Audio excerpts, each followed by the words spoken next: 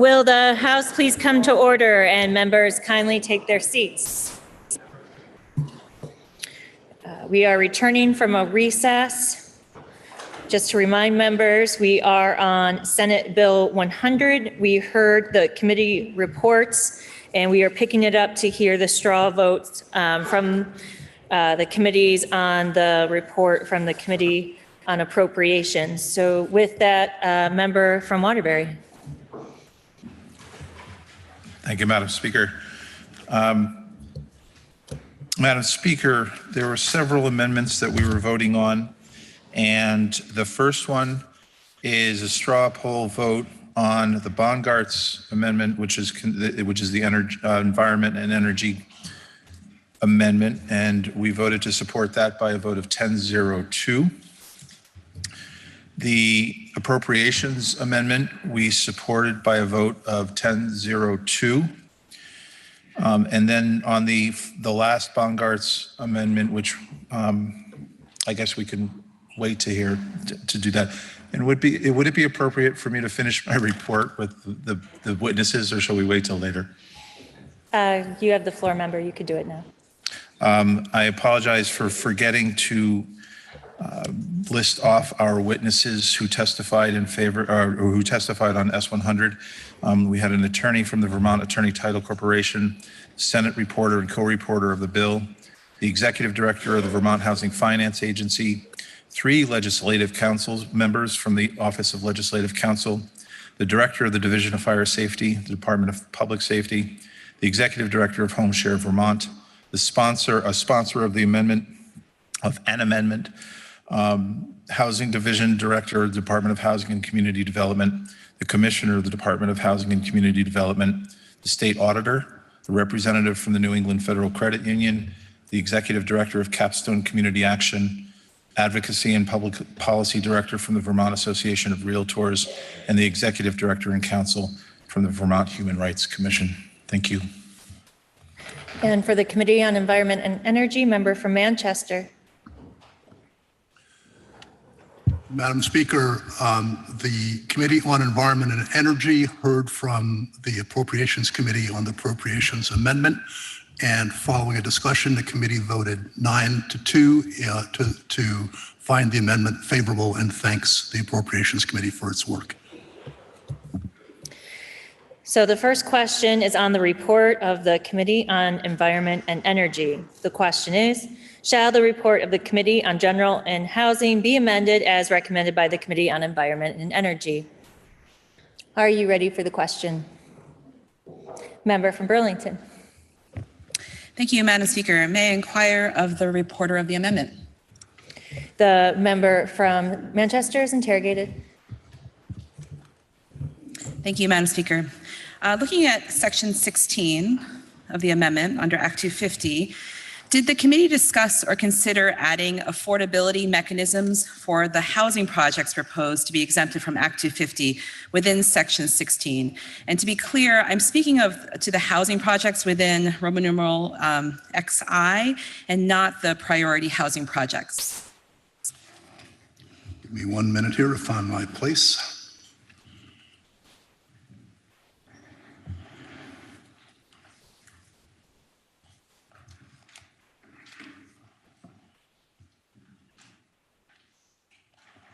I'm sorry, so what, I'm sorry, member, the question?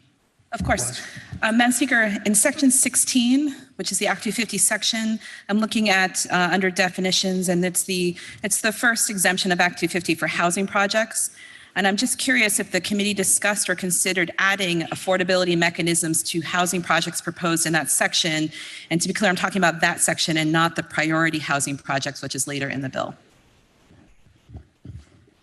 I'm not sure if the committee looked specifically at adding language requiring affordability about those units. I think it was more that in the appropriate places, we wanted to simply make it that much more possible for development of housing to take place. Thank you.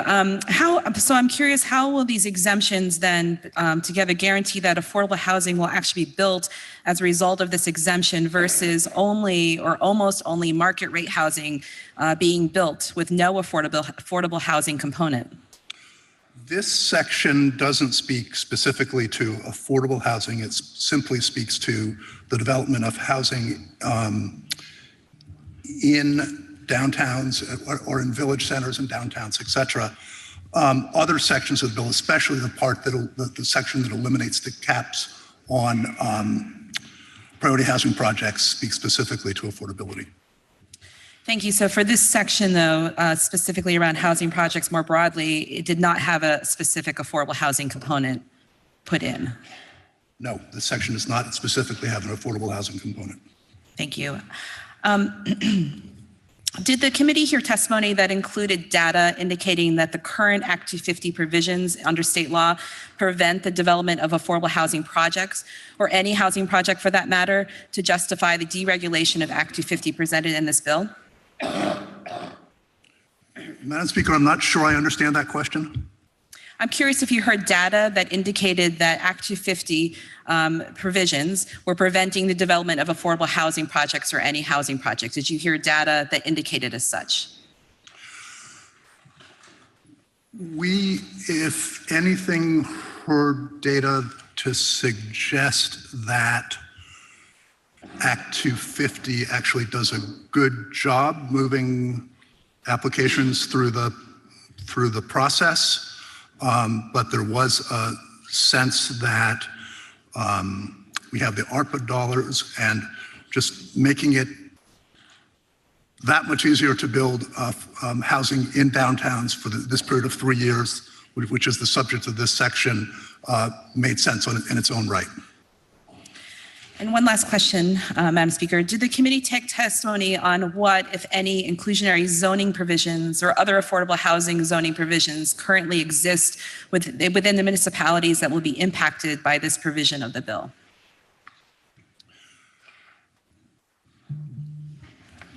Again, Madam Speaker, I'm not sure I understand the question. Did we take testimony about inclusionary housing provisions?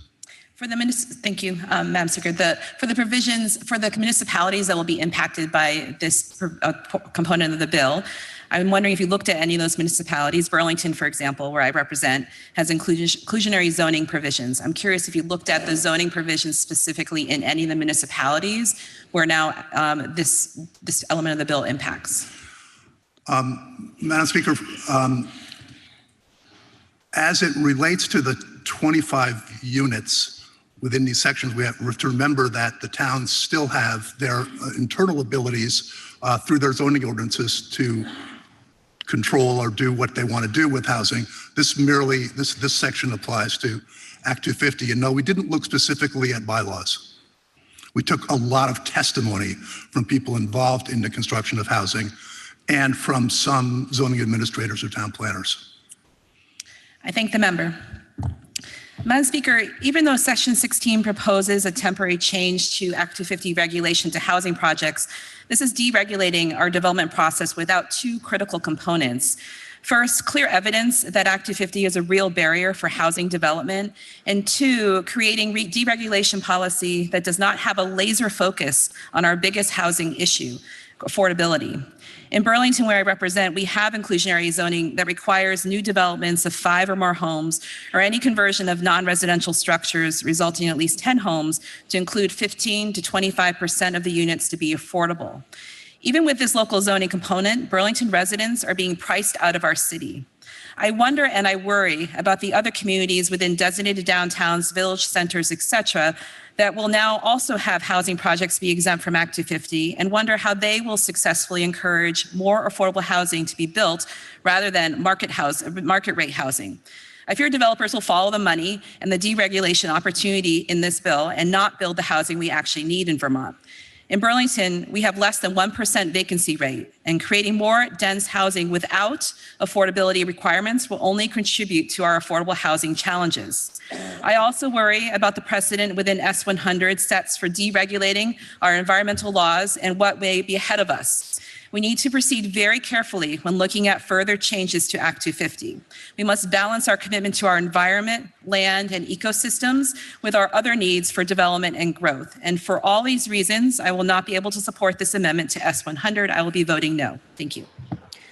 The question is, shall the report of the Committee on General and Housing be amended as recommended by the Committee on Environment and Energy?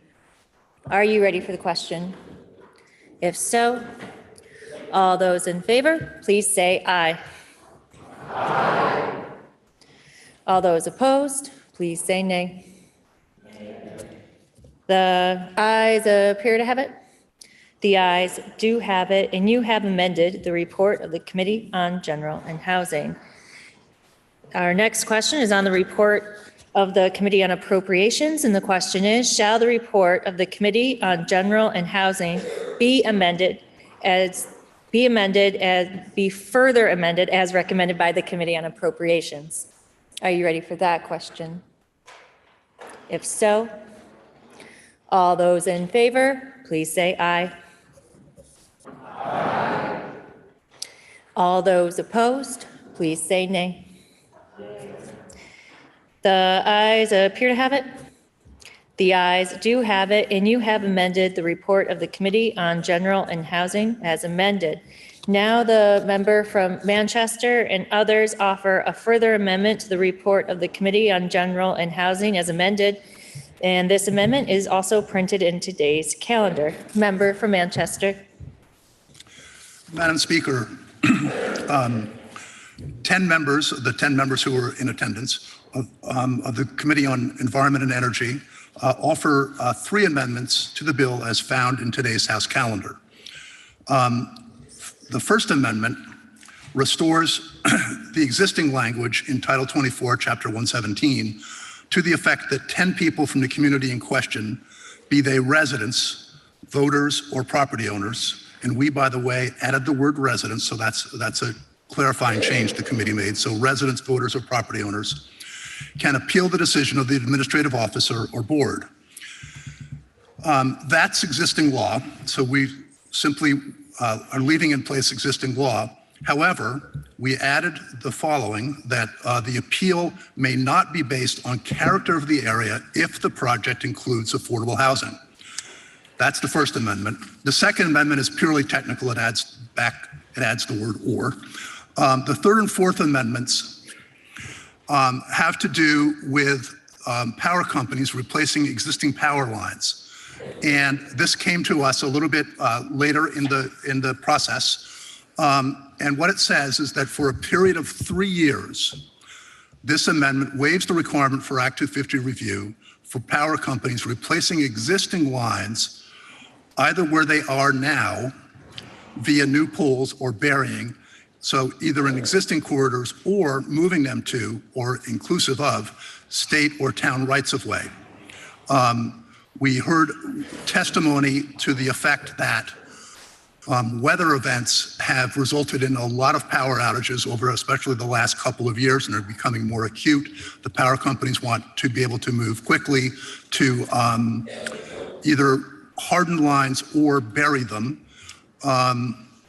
And gaining the permits in 1 acre towns, I won't go into it, but is a complicated, drawn out process. So it's worth noting that the power companies would, so they're in existing corridors or in rights of way. And they still have to get, of course, all permits they would otherwise have to get for, be it for things like wetlands or stream crossings. And then the amendment calls for annual reports for each of those years for which the exemption lasts from the power companies on the projects completed during this process, during this period of exemption, and asks that the reports include things like locations of the projects, the number of customers affected by the project, whether the project hardened in place, meaning let's say above ground, or whether it buried, or whether it relocated to an alternative right-of-way, how many poles were set and how many were removed, and what permits the projects were required to obtain. This allows the Committee on Environment and Energy and its counterpart in the Senate to get an annual report and track how this is working. But the point is to allow power companies to move quickly to harden their lines.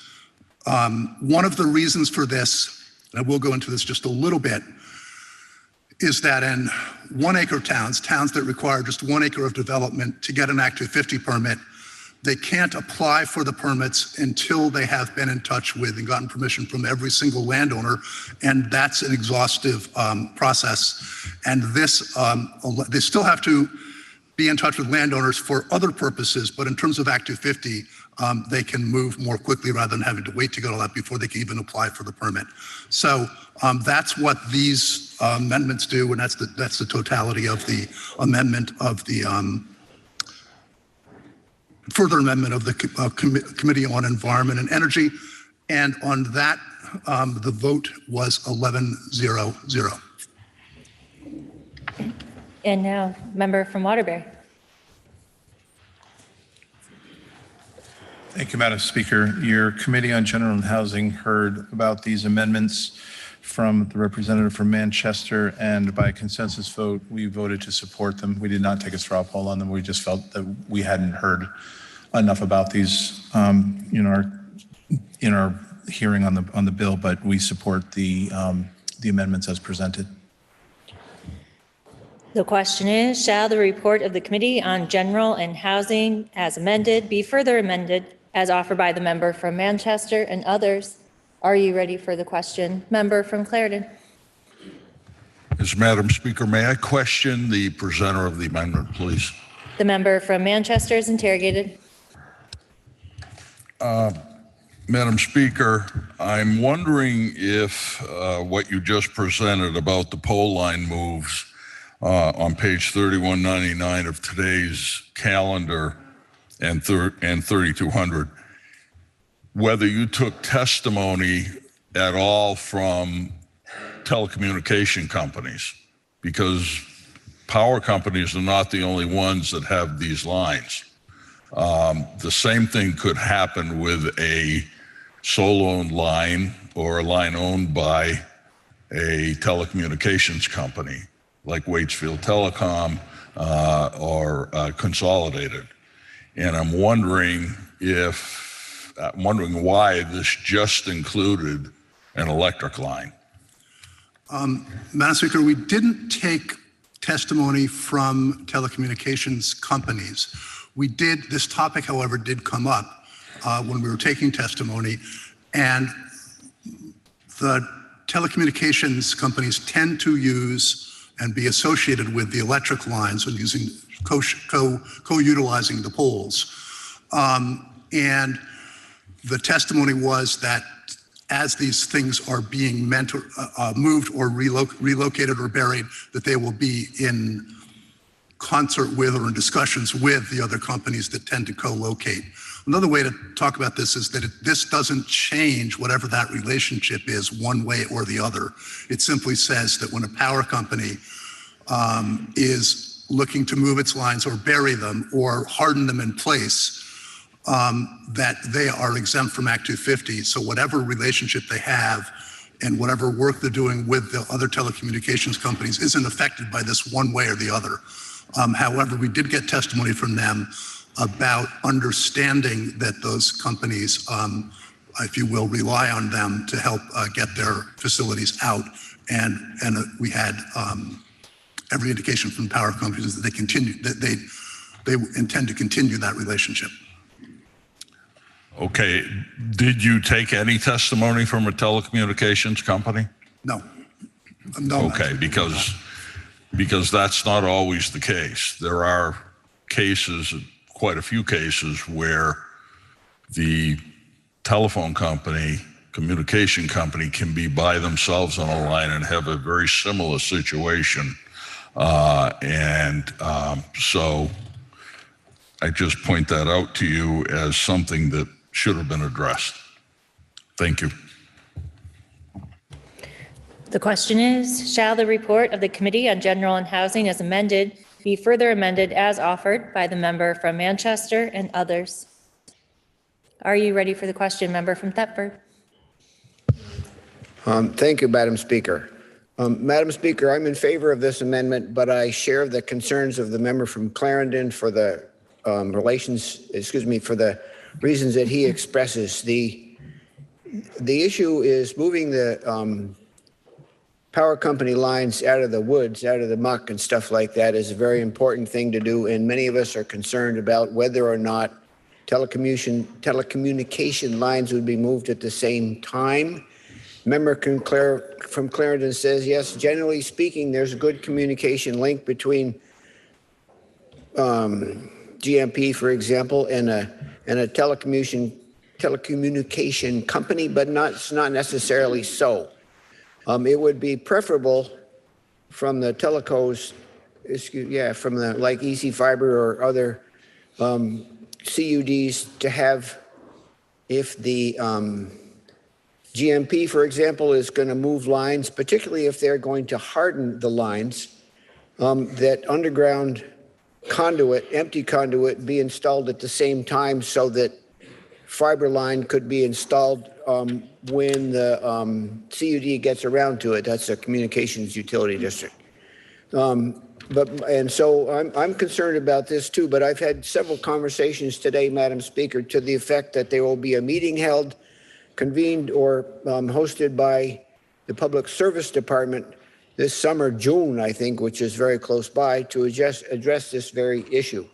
And so rather than offer an amendment to the amendment before us at this moment, which would, there's no neat place in this particular bill, Madam Speaker, to offer the amendment and have it adopted. And so I'm quite satisfied that the meeting that will be convened in June will be a way to address this issue.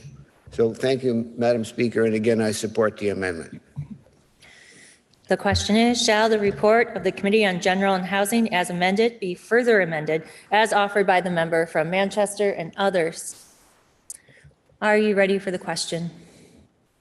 If so, all those in favor, please say aye. Aye. All those opposed, please say nay. The ayes appear to have it. The ayes do have it, and you have amended the report of the Committee on General and Housing as amended. Now the member from Burlington, Representative Chena, offers an amendment to the report of the Committee on General and Housing as amended. Member from Burlington. Madam Speaker, after a productive conversation with our Environment and Energy Committee, I'm not offering the amendment on second reading and shall return, not may, on third reading with an amendment. Thank you. So members, that leads us to the next question, which is, shall the House propose to the Senate to amend the bill as recommended by the Committee on General and Housing as amended? Are you ready for that question? Member from Burlington. Thank you, Madam Speaker. May I inquire of the reporter of the bill?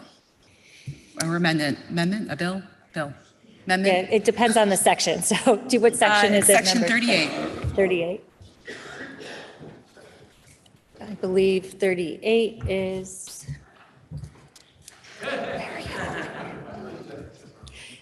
Yes. The member from Middletown Springs is interrogated. All right. Thank you, Madam Speaker. I didn't remember that part earlier today.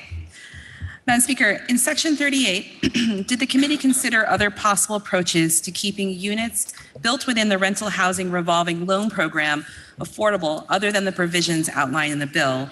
And just to clarify, under the bill, it says units will remain affordable for 7 years or until the loan is repaid plus 3 years. Thank you for the question. This program was brought to us by the Vermont Housing Finance Agency, and it was a rather recent development. So they were looking at new ideas, new ways of doing it, and particularly they were focused on ways of attaching affordability requirements to the program with a loan as opposed to the usual grant program. And so that was the mechanism that they recommended to us. We did not discuss, we did talk about the terms, but we did not discuss other mechanisms. Thank you. One other question. Madam Speaker, how will we protect the tenants in those homes, though, from facing a significant increase in rents after the 7 years or repayment period plus 3 years? That also was part of the discussion. And after 3 years, after 7 years, during that time period, there is a cap on rent increases. After that, it becomes a market rate unit, and those protections no longer exist. I thank the member. In Section 38, I appreciate the focus on building housing for middle-income Vermonters who are also facing affordability housing struggles, but we are not leveraging the power of investing public dollars for private development projects enough here. 7 years and/or the repayment period plus 3 years is not long enough. This is a minimum affordable housing investment, and I worry about the impacts on Vermonters living in homes once the developer is no longer required to keep those units affordable. How does this solve our affordability crisis? I see it pushing the problem out a few years without a real solution. Plus, it puts public dollars in the pockets of private developers without leveraging our public dollars as much as we can or should be. Creating more middle-income housing with a short runway of affordability does not help working families in my city or elsewhere in Vermont. We need to do more. We need to create perpetual affordable housing options for the state, begin to address additional issues of tenants' rights and protections to keep people housed, and address the pending realities of nearly 2,000 Vermonters about to lose their emergency shelter housing in Vermont motels. For all of these reasons, I will not be able to support S100. I will be voting no. Thank you. The question is, shall the House propose to the Senate to amend the bill as recommended by the Committee on General and Housing as amended? Member from Lowell. Thank you, Madam Speaker.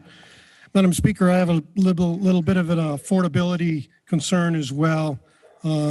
Serving on Elkhart, as a matter of fact, on the 25th, we're going to be taking up the new residential building energy standards.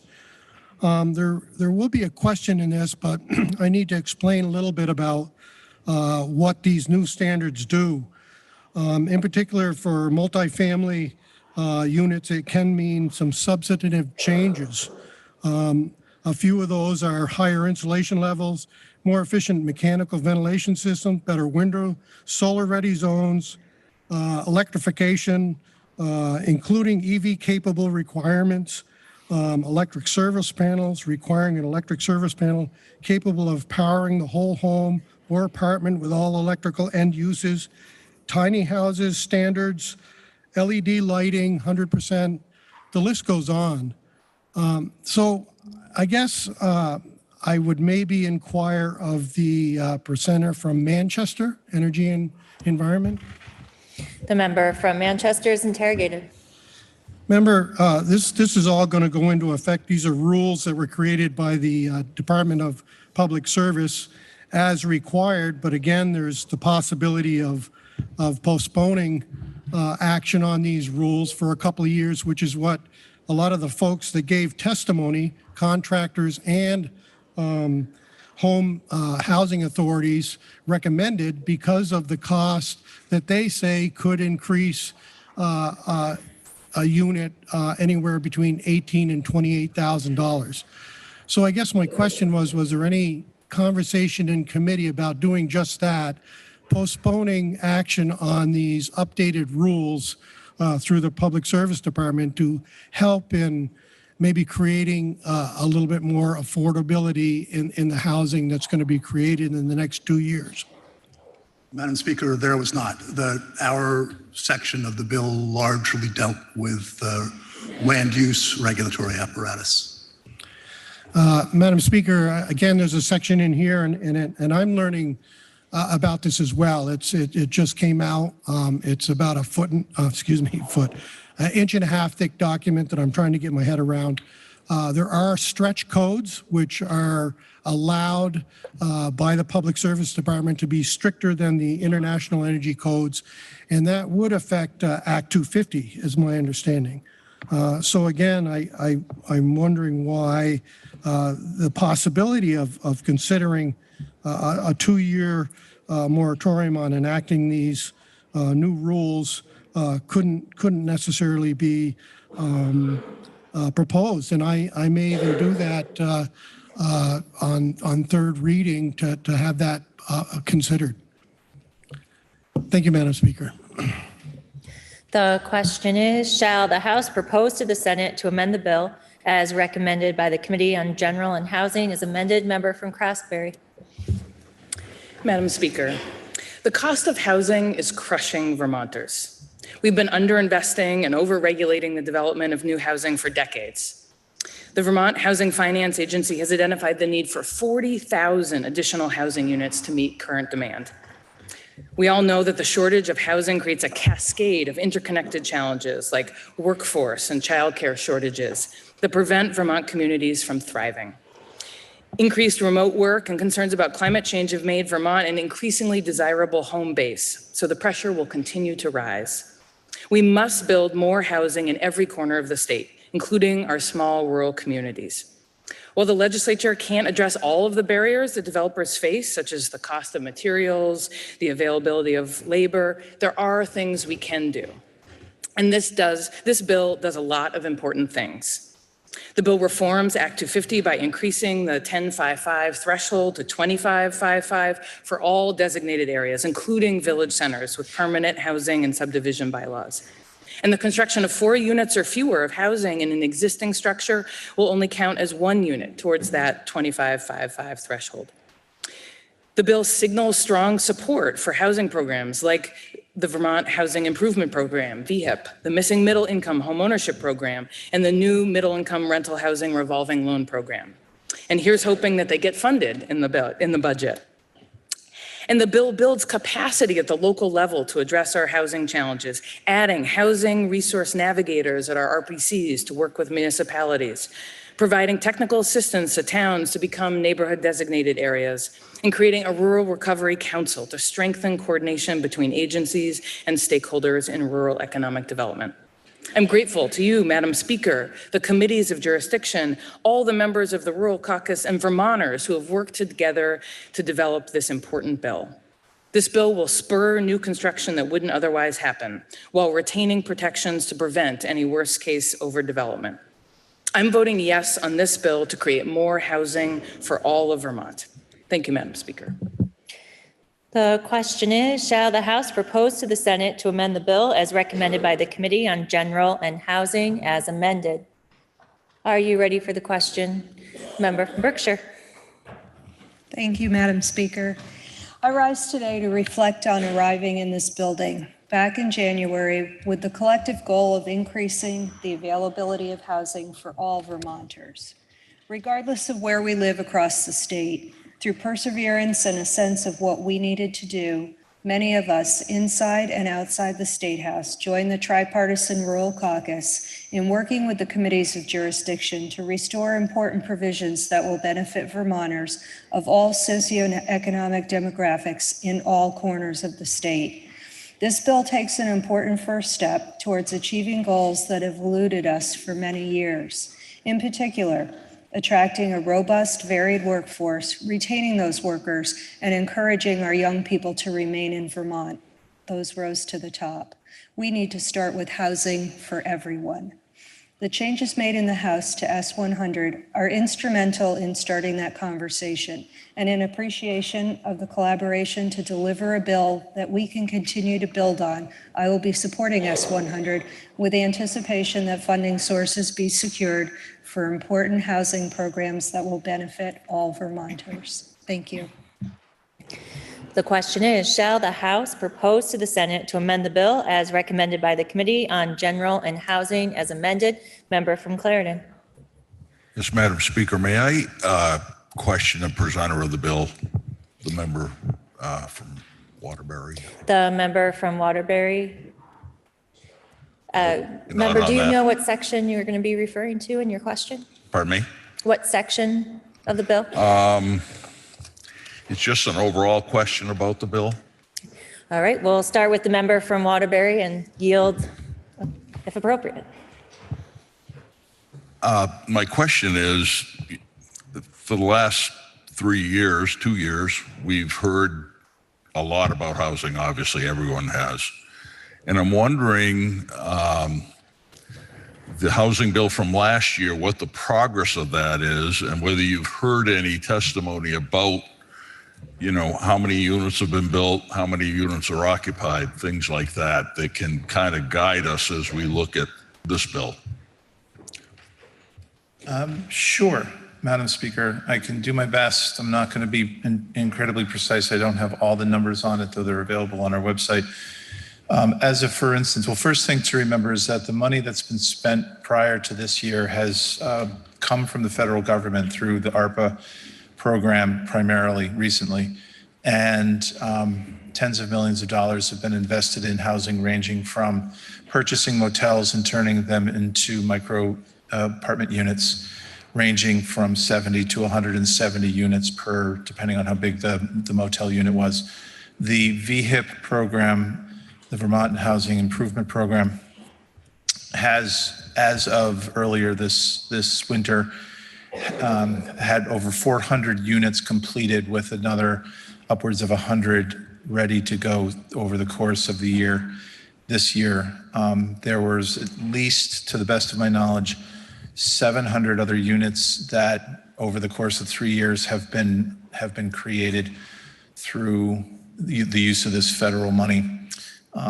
As importantly, there were over $150 million was spent in rent stabilization money to keep people in apartments so that they didn't get caught into the cycle of being evicted and having to hunt for apartments that, as we all know, are very difficult to find. Do we know how many of all those units are occupied? Are they being sold or used at this point, or do we know that? They are being used. They are not being sold. They are, again, using the VHIP program as a for instance, there is a certain carrot and stick attached to anybody who wanted to improve an apartment by asking for upwards of between $30,000 and $50,000 to help them with the renovation of apartment, depending on the size. But the number of folks from the first criteria was to offer the apartment to people who are exiting homelessness, and then if a particular property owner could not find someone who was qualified and could pay and get the supports they would need, they could offer the apartment to somebody who is at 80% of the area median income, which for some people could be upwards of $40,000 to $50,000 or $60,000 a year, depending on what part of the state they were living in. And then only then could they, if they could not find someone of that demographic, could they offer it as a market-based apartment, and then they would just have to be able to pay back the grant or the loan accordingly. But they're all being occupied as soon as units are available. The testimony that we received showed that they are being occupied almost immediately, just as fast as other apartments are on the market. Thank you. The question is, shall the House propose to the Senate to amend the bill as recommended by the Committee on General and Housing as amended? Are you ready for the question? If so, member from Poultney. Madam Speaker, while I think the bill itself may have some good parts in it, I simply can't support a bill when we have stripped all of the money out of it. We're standing up programs and we don't have the money to support the programs. I will be voting no. The question is, shall the House propose to the Senate to amend the bill as recommended by the Committee on General and Housing as amended? Are you ready for the question? Member from Burlington. Madam Speaker, the House Appropriations Committee was put in the position of needing to strip the bill of funding because of the timing of our budget and the appearance of the bill in our committee. I am really excited by the range of ideas that are contained in this bill, and not all of them will be funded. There isn't the money, and we passed a bill that prioritized affordable housing and the VHIP program. We're right in the middle of budget discussions. Our conference committee is working very hard to hammer this part out with their Senate compatriots. It's a hard job. I think that to not support this bill means that we are not supporting the policy provisions in it, so that if we were able to fund through negotiations a piece of it that is not currently funded in our budget, we would not have the policy attached to it. So I would urge folks to vote for this bill, acknowledging that not all of the provisions would be able to be funded. The question is, shall the House propose to the Senate to amend the bill as recommended by the Committee on General and Housing as amended? Are you ready for the question? Member from St. Albans Town. Thank you, Madam Speaker. Can I inquire with the presenter of the amendment from Manchester? The member from Manchester is interrogated. Thank you, Madam Speaker. I'm just wondering, did the Vermont League of Cities and Towns, did they speak on this bill? Yes. Were they in favor of it? Do you know? Madam Speaker, I'm not sure we're supposed to try to paraphrase what people who presented said or not. And my understanding is we're not supposed to do that. Well, they testified. Okay. Thank you, member. I also have the same concerns as the member from Poultney. We've heard a lot of testimony this year around the budget.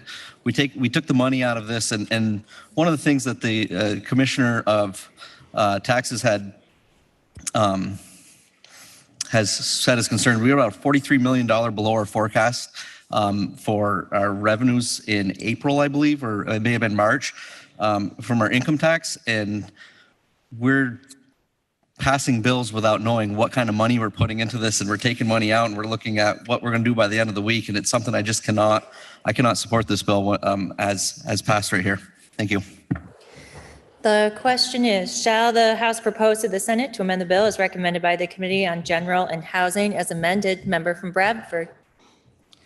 Madam Speaker, I rise in support of this bill. Like many of my colleagues, housing has been the #1 concern of my constituents. I have several motivated community members who have spent years experimenting with innovative solutions to address the housing gaps in our region.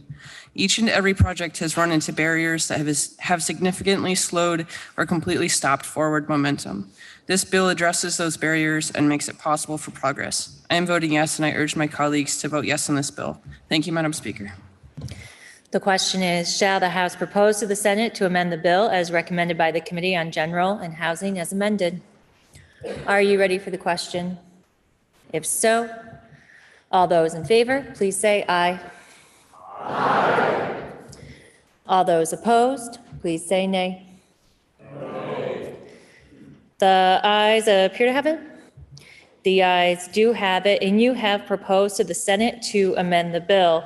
Now the member from Newbury, Representative Parsons, offers an amendment to the House proposal of amendment. This amendment was emailed to members at 1:12 this afternoon by our first assistant clerk, and it also appears on the House overview webpage. Member from Newbury. Thank you, Madam Speaker.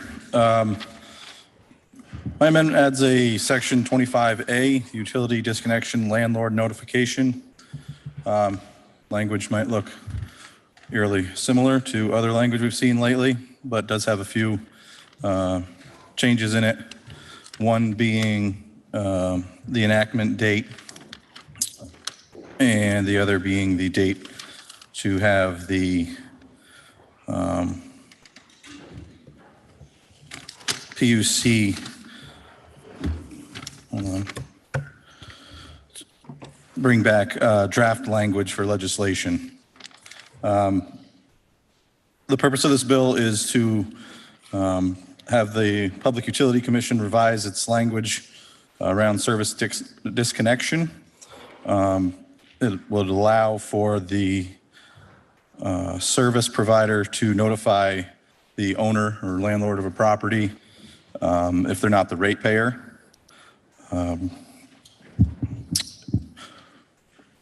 Also, it will allow a utility to disconnect services remotely. Right now, they are required to hand deliver a note of termination, putting their employees in an already unfavorable position, let's just say. And they'd like to remove that possible danger from to their employees.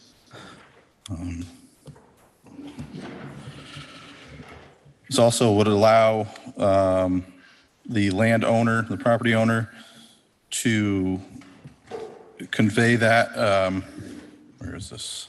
Section 2.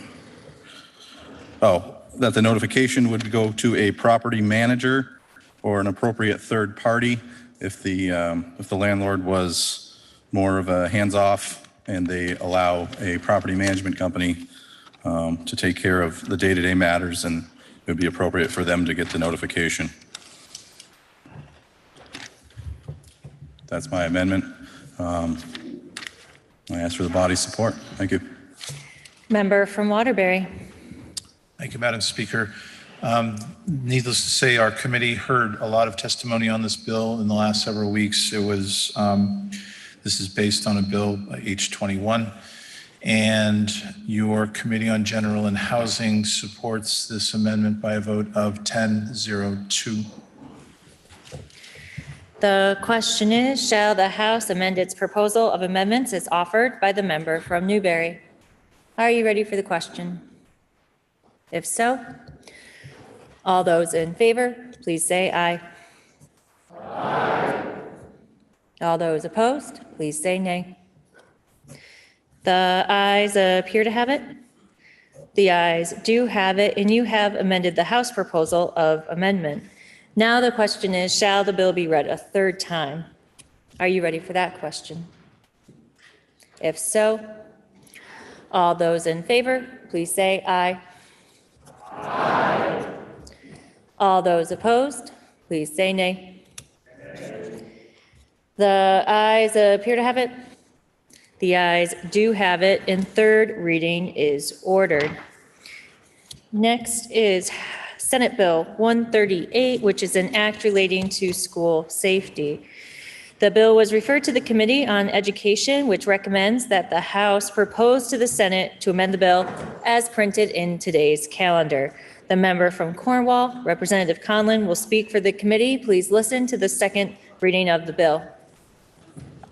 S-138, an act relating to school safety. Member from Cornwall. Thank you, Madam Speaker.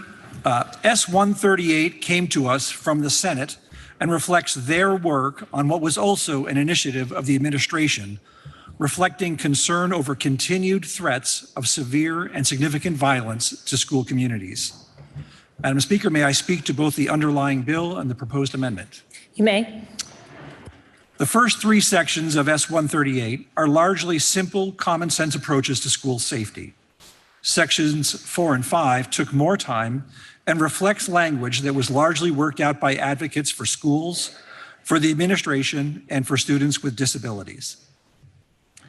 Section 1 of S-138 requires that each school board or head of school at an independent school, and everything in S-138 also includes independent schools, that they shall adopt a policy mandating each school site conduct an options-based response drills in the fall and spring of each academic year, following guidance from the Vermont School Safety Center and the Vermont School Crisis Planning Team. In its amendment, House Education added two elements to Section 1, that these response bills be age appropriate and that parents and guardians be notified at least 1 day before a drill takes place. House Education did not amend Sections 2 and 3 of S-138. Section 2 requires that each school system or independent school adopt and maintain an all hazards emergency plan. And Section 3, that each school system or independent school shall adopt an access control policy that at a minimum requires all exterior doors are locked during the school day and that all visitors sign in. Moving on to Section 4 about behavioral threat assessment teams. Here, your House Education Committee is proposing significant additions to assure that these teams are well-trained, that their role is clearly defined, that data is well kept, and that the work is assessed regularly to make sure that these teams are being used properly and identifying threats appropriately. This amendment was the result of long, productive discussions among the Agency of Education, the Vermont Superintendents Association, and the Disability Law Project of Vermont Legal Aid. All three advocates came away satisfied that this amendment meets the needs to protect the safety of children, both from the kinds of threats we see too commonly on television and from the misapplication, intentional or not, of behavioral threat assessment teams. Section 4 starts by essentially defining, Section 4 of the amendment starts by essentially defining the role of these teams as preventing instances of severe and significant targeted violence against schools and school communities, such as threats related to weapons and mass casualties and bomb threats. Their goal is to assess and appropriately respond to potential reported threats to school communities. This is important because, as we will see later in the bill, threat assessment teams will be required of all schools by July 1st, 2025.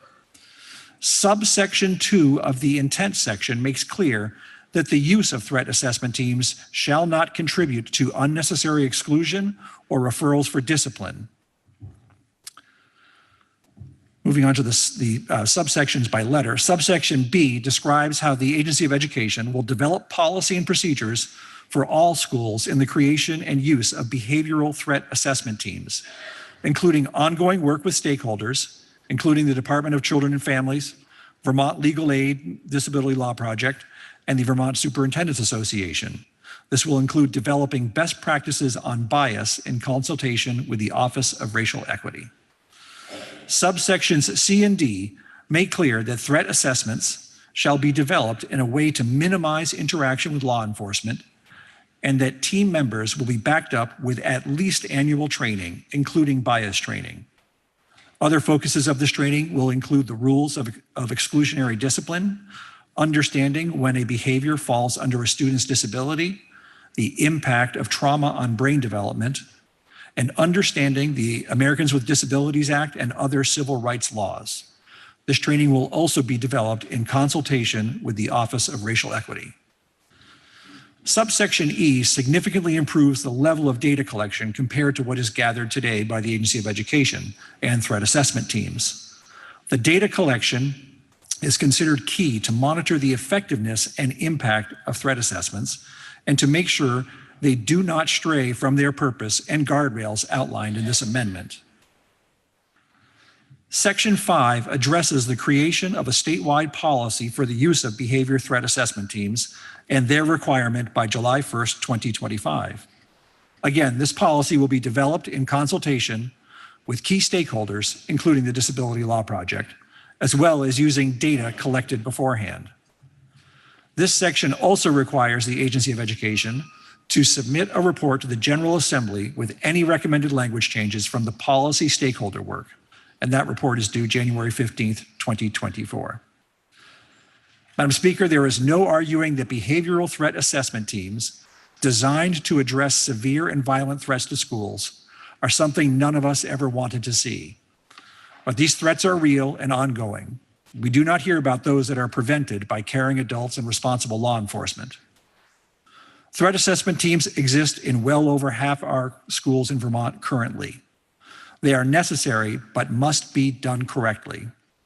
There exists evidence in other states that these assessments have the potential to increase student interaction with the justice system and can have disproportionate impacts on historically marginalized students.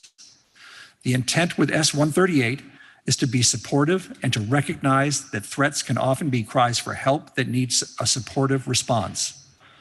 That is why it is so important to get this right. Adding these requirements and statutes provides strong safeguards that do not all exist today. And it will greatly increase the ability of the Agency of Education to protect students and improve the quality and actions of these teams. And as we all hope, to keep our students safer, calmer, and able to enjoy their education. The committee had the same concerns many of you have, but came away confident that S38 moved school safety in the right direction with the proper safeguards proposed under this amendment. The vote of your House Education Committee on the amendment, was 1101, and we ask for the body's support. During testimony, we heard from the bill presenter from the Senate Education Committee, the Director of Communications and Legislative Affairs at the Agency of Education, Legislative Counsel, the Disability Law Project Director and Staff Attorney for Government Relations at Vermont Legal Aid, the Executive Director of the Vermont Vermont Superintendents Association, and a school superintendent who is a member of the Vermont School Crisis Planning Team. Thank you. Now the member from Starksboro, Representative Elder, offers an amendment to the report of the Committee on Education that the first assistant clerk emailed to members at 10:02 this morning. The amendment also appears on the House Overview webpage. Member from Starksboro. Thank you, Madam Speaker. I'd like to thank the Education Committee for meeting with me this morning and hearing this amendment. I want to give a little background. As members in the chamber are certainly aware, we sometimes work on language in different contexts. And some of what I'll be referring to today is a way that this language that is the substance of my current amendment to S138 was also considered on another bill, S103. I mention that because I don't want it to be confusing. This is identical language, and it was considered and testimony has been taken. I offer it in the context of S138 because it also seemed, though S103 was committed and no longer contains this language, recommitted to the House General Committee, no longer contains this language. I felt that reintroducing it in this context was helpful because I think there's a pretty compelling through line from school safety and protection of civil liberties within schools and the hazing, harassment, and bullying standard. Sadly, unchecked hazing, harassment, and bullying can be associated with increased violence and lack of safety in schools. The language that I'm talking about here has to do with a standard of harassment that focuses on severe or pervasive harassment. And while we all do think that the existing status quo should be protective of students in our schools, we know it's not always the case. Before these protections were added to housing in this country, they weren't protective enough. And even now, in a bill, as I'd mentioned, S103, which I won't get into too much, but suffice it to say, we're changing that standard so that it is more protective. It is easier to bring a claim in your place of work, for example. There's a disagreement in this area, and that's why I wanted to bring this up. It's not a disagreement. It's a disagreement with a pretty strong foundation, frankly. There are those who feel that the current standard of severe and pervasive is simply not a bar that can be reached by many when bringing a suit, particularly in a workplace or in a school. And I think there are others who would say that the current standards are clear and that they are enforced, and that to lower that bar would be to introduce too much risk. And so that disagreement is really key to understand. Both the status quo and the potential change contain a risk to our very valued public institutions of education.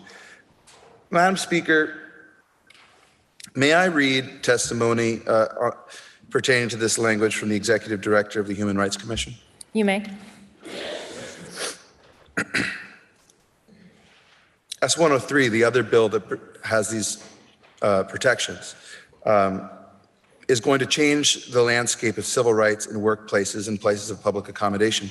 The human rights of adults in the state of Vermont will be moving forward, but we will be leaving kids behind unless you vote for this amendment.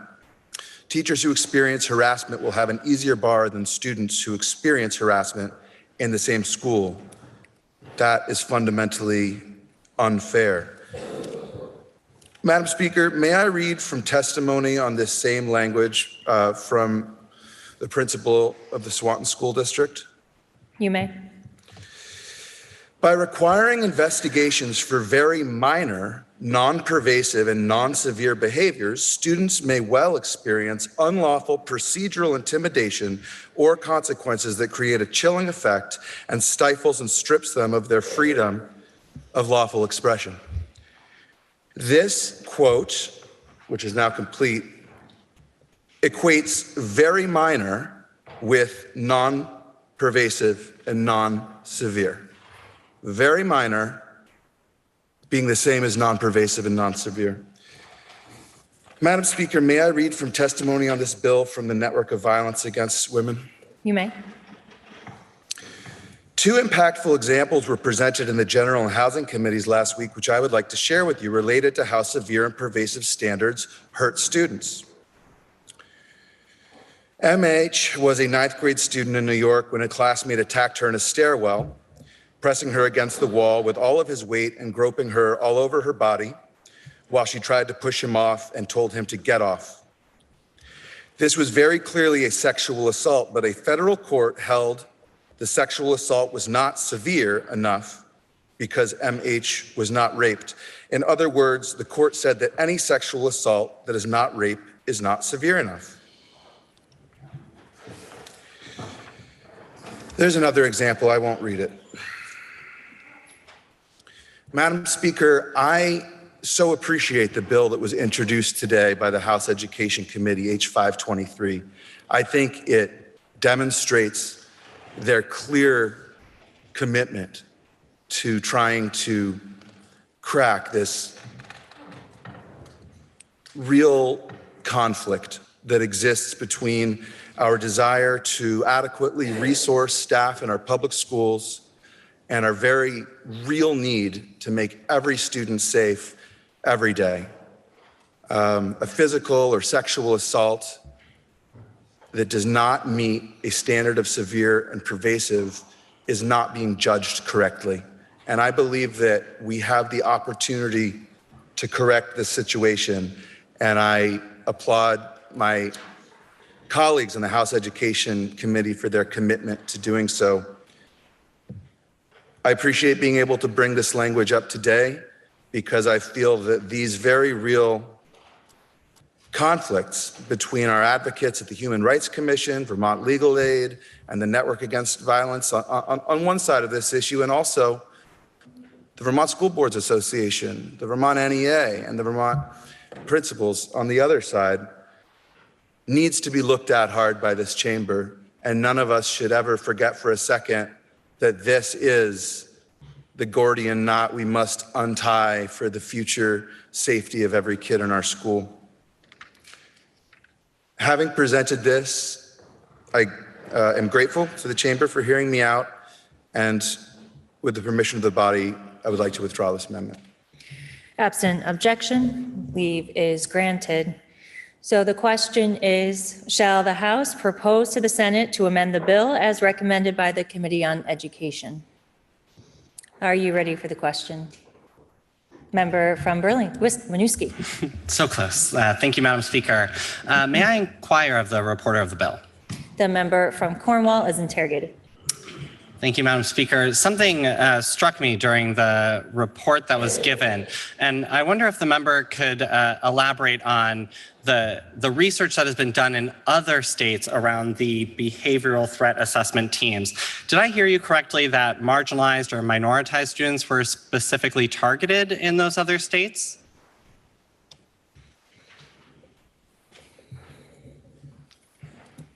Thank you, Madam Speaker.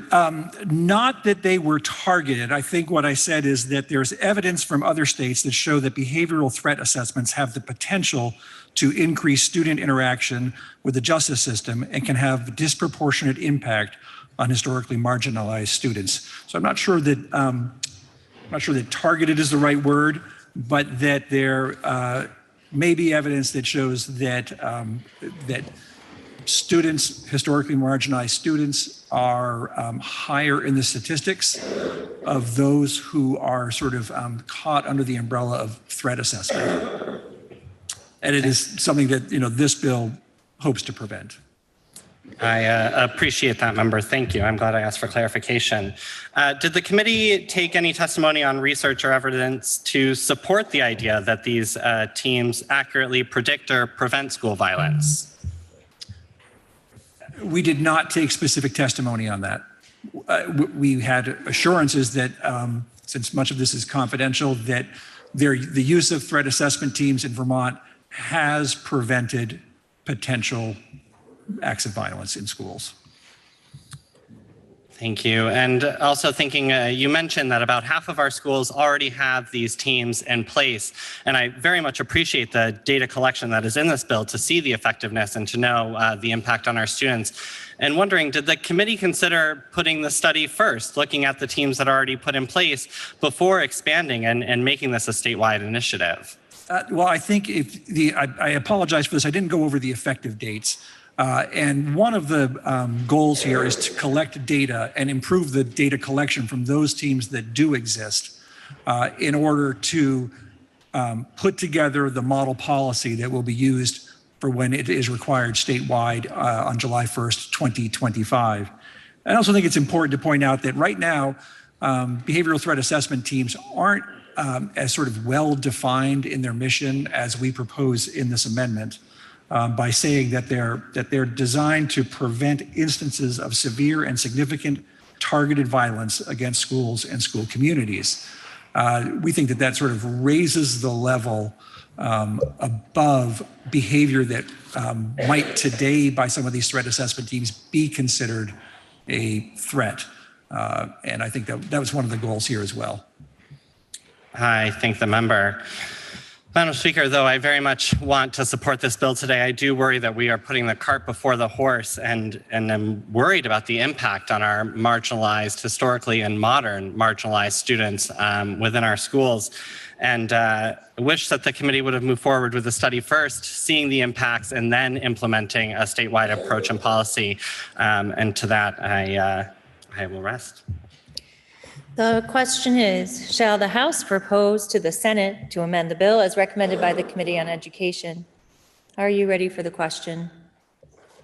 If so, all those in favor, please say aye. Aye. All those opposed, please say nay. The ayes appear to have it. The ayes do have it, and you have proposed to the Senate to amend the bill. Now the question is, shall the bill be read a third time? Are you ready for that question? If so, all those in favor, please say aye. Aye. All those opposed, please say nay. The ayes appear to have it. The ayes do have it, and third reading is ordered. Next, we'll turn to House Bill 94, which is an act relating to removing the reach-up rateable reduction. The bill passed the Senate with a proposal of amendment that is printed in today's calendar. The pending question is, shall the House concur in the Senate proposal of amendment? Member from Bridgeport. Thank you, Madam Speaker. Our committee met to review the change. It's just one tiny little change there. They are asked that the report be due back in March 15th next year instead of January 15th. So our committee took a straw vote, and 11-0-0, we found the amendment favorable, and hope you all will concur. Thank you. The question is, shall the House concur in the Senate proposal of amendment? Are you ready for the question? If so, all those in favor, please say aye. Aye. All those opposed, please say nay. The ayes appear to have it. The ayes do have it, and you have concurred in the Senate proposal of amendment. Next is House Bill 481, which is an act relating to public health initiatives to address death by suicide. The bill passed the Senate with proposal of amendment that is printed in today's calendar. The pending question is, shall the House concur in the Senate proposal of amendment? Member from Burlington. Madam Speaker, your House Committee on Healthcare reviewed the Senate's proposal of amendment. And what the Senate did is add a few details. I'm not going to get into detail about the details. I'll summarize them. That the first instance of amendment reformatted a sentence and added a few words to include service members, veterans, and their families. The second instance amendment added a sentence that the plan shall consider emerging research on factors contributing to suicide. The third instant of amendment added after-school programs along with schools. The fourth instance of amendment added some pieces to the model protocol for schools. And the fifth instance of amendment added, it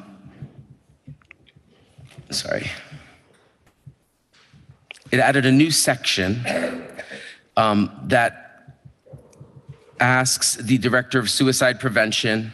So let me just be a little more clear, because when you don't see everything together at the amendment, that there was 3 sections that talked about a model protocol for schools, and it adds, there was a section that talked about model protocol for schools. It adds a section about model protocol for healthcare facilities. So if the original bill were belts and suspenders, now it's belt and suspenders with a few more accents to it. And although the House Healthcare Committee might have not totally agreed with the total look of the outfit, considering the timeline that we're on, we're willing to compromise, and we concur with the Senate. And we ask that you will support our decision, and our committee vote was 11-0-0. Thank you. The question is, shall the House concur in the Senate proposal of amendment? Are you ready for the question? If so, all those in favor, please say aye. Aye. All those opposed, please say nay. The ayes appear to have it. The ayes do have it, and you have concurred in the Senate proposal of amendment. Next up is House Bill 482, which is an act relating to Vermont Criminal Justice Council recommendations for law enforcement officer training. The bill passed the Senate. The bill passed the Senate with a proposal of amendment that is printed in today's calendar. The pending question is, shall the House concur in the Senate proposal of amendment? Member from Charlotte. Madam Speaker, H 482 is an act relating to Vermont Criminal Justice Council recommendations for law enforcement officer training. The Senate Government Operations Committee has offered an amendment to this bill. So Section 3 of this bill already called for a report back regarding the implementation of competency training. This amendment adds a sentence that qualifies more specifically what the report should include. Here's the original sentence. The report shall describe how competency, oh no, that's a lie. This is not the original one. This is the new one. The report shall describe how competency is being measured in fair and impartial policing and include precise metrics. The new part of significance here is the phrase precise metrics. In Section 5, which has to do with data collection, the amendment removes a date that passed years ago that just kind of hung out in the bill while it made its way through, and it just replaces it with the word every, which just cleans up some outdated language. Though this is a strike-all amendment coming from the Senate, these 2 changes are quite minimal, and they're the only changes in the entire bill. So there was a 12-0 straw poll from your House Government Operations and Military Affairs Committee in favor of amending the bill as recommended by the Senate, and we ask you for your support. The question is, shall the House concur in the Senate proposal of amendment? Are you ready for the question? If so, all those in favor, please say aye. Aye. All those opposed, please say nay. The ayes appear to have it. The ayes do have it, and you have concurred in the Senate proposal of amendment. Next is Senate Bill 48, which is an act relating to regulating the sale of catalytic converters. The bill passed the Senate with a proposal of amendment to the House proposal of amendment that is printed in today's calendar. The pending question is, shall the House concur in the Senate proposal of amendment to the House proposal of amendment? Member from Bethel. Thank you, Madam Speaker. When your House Committee on Commerce and Economic Development received S48, we made some changes, one of which was we included a piece that was that following the conclusion of every session of the General Assembly, that the Vermont Criminal Justice Council would provide and make available a number of training materials to all the law enforcement agencies in the state. That's the version that we passed. When it got to the Senate received testimony from the Criminal Justice Council saying that they felt like they were doing that, and your House Committee on Commerce is not 100% sure that's, we support that, but we're going to, we decided that we could keep an eye on it for the next term around, and so, but we held a straw poll vote of 11-0-0, and we recommend that that the House concur with the Senate proposal of amendment to the House proposal of amendment. The question is, shall the House concur in the Senate proposal of amendment to the House proposal of amendment? Are you ready for the question? If so, all those in favor, please say aye. Aye. All those opposed, please say nay. The ayes appear to have it. The ayes do have it, and you have concurred in the Senate proposal of amendment to the House proposal of amendment. Now we'll turn to Senate Bill 6, which is an act relating to law enforcement interrogation policies. The bill was referred to the Committee on Judiciary, which recommends that the House propose to the Senate to amend the bill as printed in today's calendar. The member from East Montpelier, Representative Chapin, will speak for the committee, and carrying an appropriation. The bill was then referred to the Committee on Appropriations, which recommends that the report of the Committee on Judiciary be amended as printed in today's calendar. The member from Brattleboro, Representative Tolino, will speak for the committee. Please listen to the second reading of the bill. S6, an act relating to law enforcement interrogation policies. Member from East Montpelier. Madam Speaker, S6 addresses the use of threats, physical harm, and deception by law enforcement during custodial interrogations. Law enforcement tactics for interviewing or interrogating crime suspects have changed significantly over the years, moving away from techniques that once included the use of physical harm and coercion. Data shows that deception by law enforcement can lead to false confessions and wrongful convictions, and that false confessions are more common for youth when deception is used. The Innocence Project has documented that in 25% of US exonerations where DNA evidence helped identify wrongful convictions, the suspect had falsely confessed to crimes they did not commit. The rates are higher for youth and young adults, which aligns with brain development and susceptibility to lying and coercion. And racial disparities in convictions are also highest for emerging adults between 18 to 24.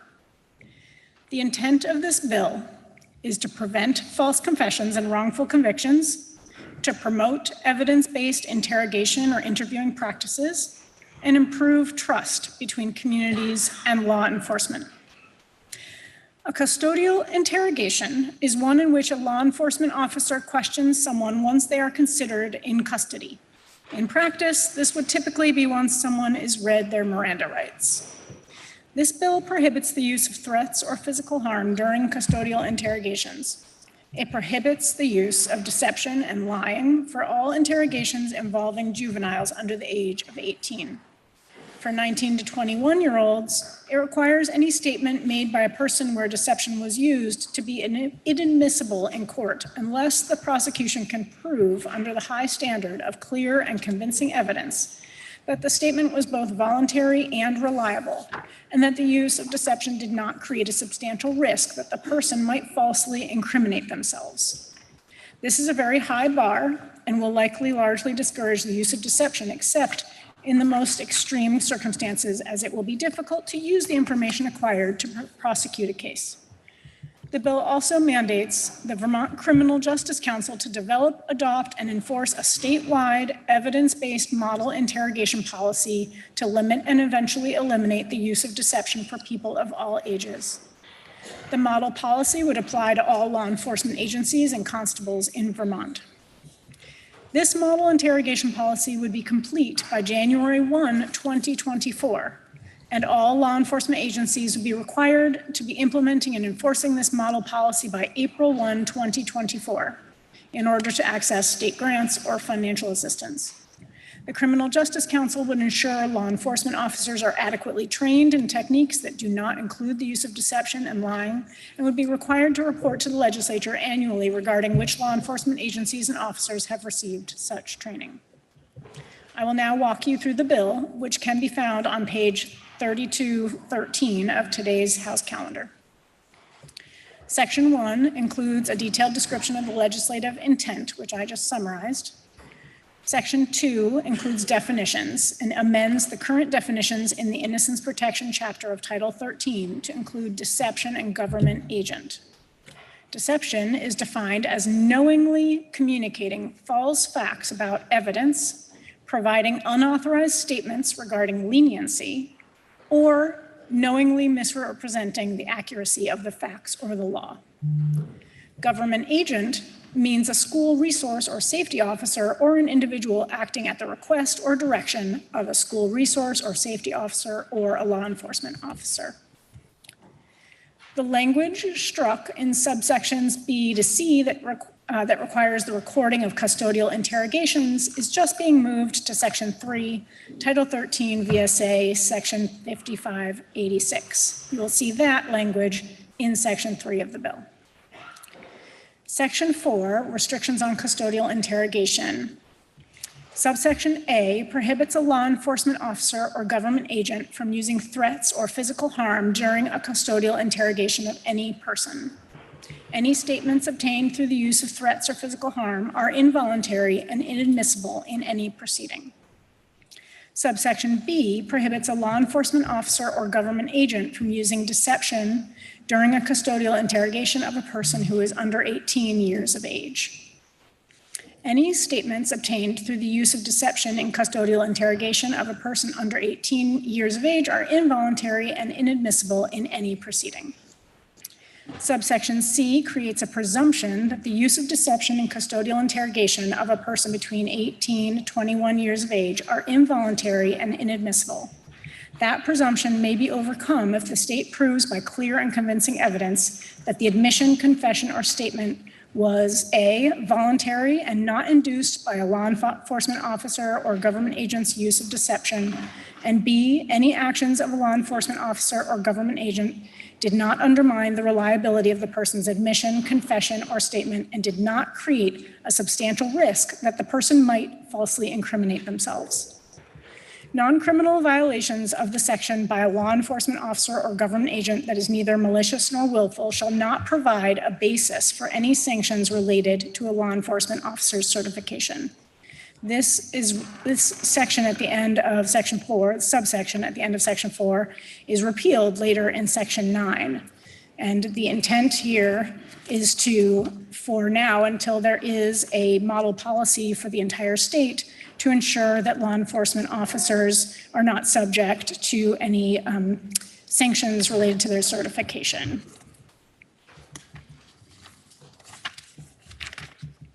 Section 5 states that it is the intent of the General Assembly that the Vermont Criminal Justice Council create a model interrogation policy that is grounded in evidence-based best practices to limit and eventually eliminate the use of deception in law enforcement interrogations.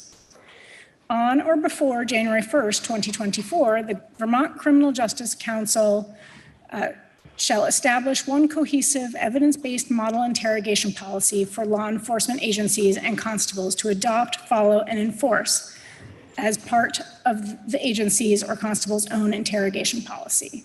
This will be done in consultation with the Office of the Attorney General and stakeholders, including the Agency of Human Services, the Vermont League of Cities and Towns, the Vermont Human Rights Commission, and the Innocence Project. This policy shall apply to all persons subject to various forms of interrogation, including custodial interrogations inside and outside a place of detention, interrogations not considered custodial regardless of location, and the interrogation of individuals with developmental, intellectual, and psychiatric disabilities, substance use disorders, and low literacy levels. Section 6 prohibits a law enforcement agency from receiving state grants or other forms of state financial assistance after April 1st, 2024, if the agency is not in compliance with the requirement to adopt, follow, and enforce the model interrogation policy established by the council pursuant to Section 7 of this act. Section 7 requires each law enforcement agency and every constable who exercises law enforcement authority to adopt, follow, and enforce an interrogation policy that includes each component of the model interrogation policy established by the council by April 1st, 2024. Subsection C requires the Vermont Criminal Justice Council to review and, if necessary, update the model interrogation policy on or before October 1st, 2024, and every even-numbered year thereafter. Subsection D requires the Criminal Justice Council, in consultation with the Office of the Attorney General, to review the policies of law enforcement agencies and constables required to adopt the policy pursuant to subsection C of the section, to ensure that those policies establish each component of the model policy on or before April 15th, 2024. If, after consultation with its attorney or with the council or with both, the law enforcement agency or constable fails to adopt a policy that meets each component of the model policy, that agency or constable shall be deemed to have adopted and shall follow and enforce the model policy established by the council. Section 7 also requires the council to incorporate the provisions of this section into the training it provides. Annually, as part of their annual training report to the council, every law enforcement agency and every constable who exercises law enforcement authority shall report to the council whether the agency or constable has adopted an interrogation policy in accordance with this act. The Criminal Justice Council shall determine, as part of the council's annual certification of training requirements, whether current officers have received training on interrogation methods as required. Subsection G requires the Criminal Justice Council to report to the House and Senate committees on judiciary regarding which law enforcement agencies and officers have received training on interrogation methods annually on or before July 1st. Section 8 creates a new permanent classified director of policy position in the Vermont Criminal Justice Council. In addition to any other duties deemed appropriate by the council, the director of policy shall supervise the development, oversight, and compliance work related to the council's internal, external, and state mandated policies. There is an appropriation for the position, but as you will shortly hear from the House Committee on Appropriations, there was not funds held in the budget, so they will offer an amendment to make the position subject to a general fund appropriation. Section 9 repeals the provision in Section 4 regarding discipline against a law enforcement officer for non-criminal violation of new interrogation requirements under this bill. Section 10 states that the act shall take effect on July 1st, 2023, except that Section 6 on council services contingent on agency compliance and grant eligibility, and Section 7 regarding the statewide policy shall take effect on April 1st, 2024. Your Committee on Judiciary heard testimony on this bill from Legislative Counsel, the Director of Office of Child, Youth, and Family Advocate, the Deputy Director at the Vermont Criminal Justice Council, a Detective Sergeant at the Vermont State Police, the Policy Advocate at the Innocence Project, the Director and Co-founder of Project Aletheia, Assistant General Counsel at the Department of Public Safety, Legislative and Assistant Appellate Attorney from the Vermont Department of State's Attorneys and Sheriffs, the Deputy Defender General and Chief Juvenile Defender from the Defender General's Office, the Executive Director at the Windham County Special Investigations Unit and Child Advocacy Center, Commander from the Internet Crimes Against Children Task Force, a Policy Advocate at ACLU of Vermont, the Executive Director of the Vermont Criminal Justice Council, the Director of the Civil Rights Unit at the Office of the Attorney General, a detective from the Montpelier Police Department, from the Middlebury Police Department, the Chief Superior Judge from the Vermont Judiciary. Your Committee on Judiciary voted the bill out on a vote of 8-3-0, and the committee respectfully requests your support. And now for the Committee on Appropriations, member from Brattleboro. Madam Speaker, after a walkthrough of the bill, your House Appropriations Committee recognized that this bill carried an appropriation which was not in the House budget as passed. This should feel familiar to the body, as we have had several such moments in the last week. Consistent with what we have done before, we offer language in our amendment which allows the policy to move forward and to be considered, for the funding to be considered within the final construct, within the final budget negotiations. The amendment is on page 3220 in today's House calendar. In the first part, we strike the appropriation in section 8B. In the second, we allow the position to be established contingent on it being funded in FY24. Our vote on the amendment was 7-3-2. And now for the Committee on Judiciary, member from East Montpelier. Madam Speaker, your Committee on Judiciary found the amendment favorable on a straw poll of 8-1. The question is, shall the report of the Committee on Judiciary be amended as recommended by the Committee on Appropriations? Are you ready for the question? Member from Northfield. Thank you, Madam Speaker. May I interrogate the presenter of the bill?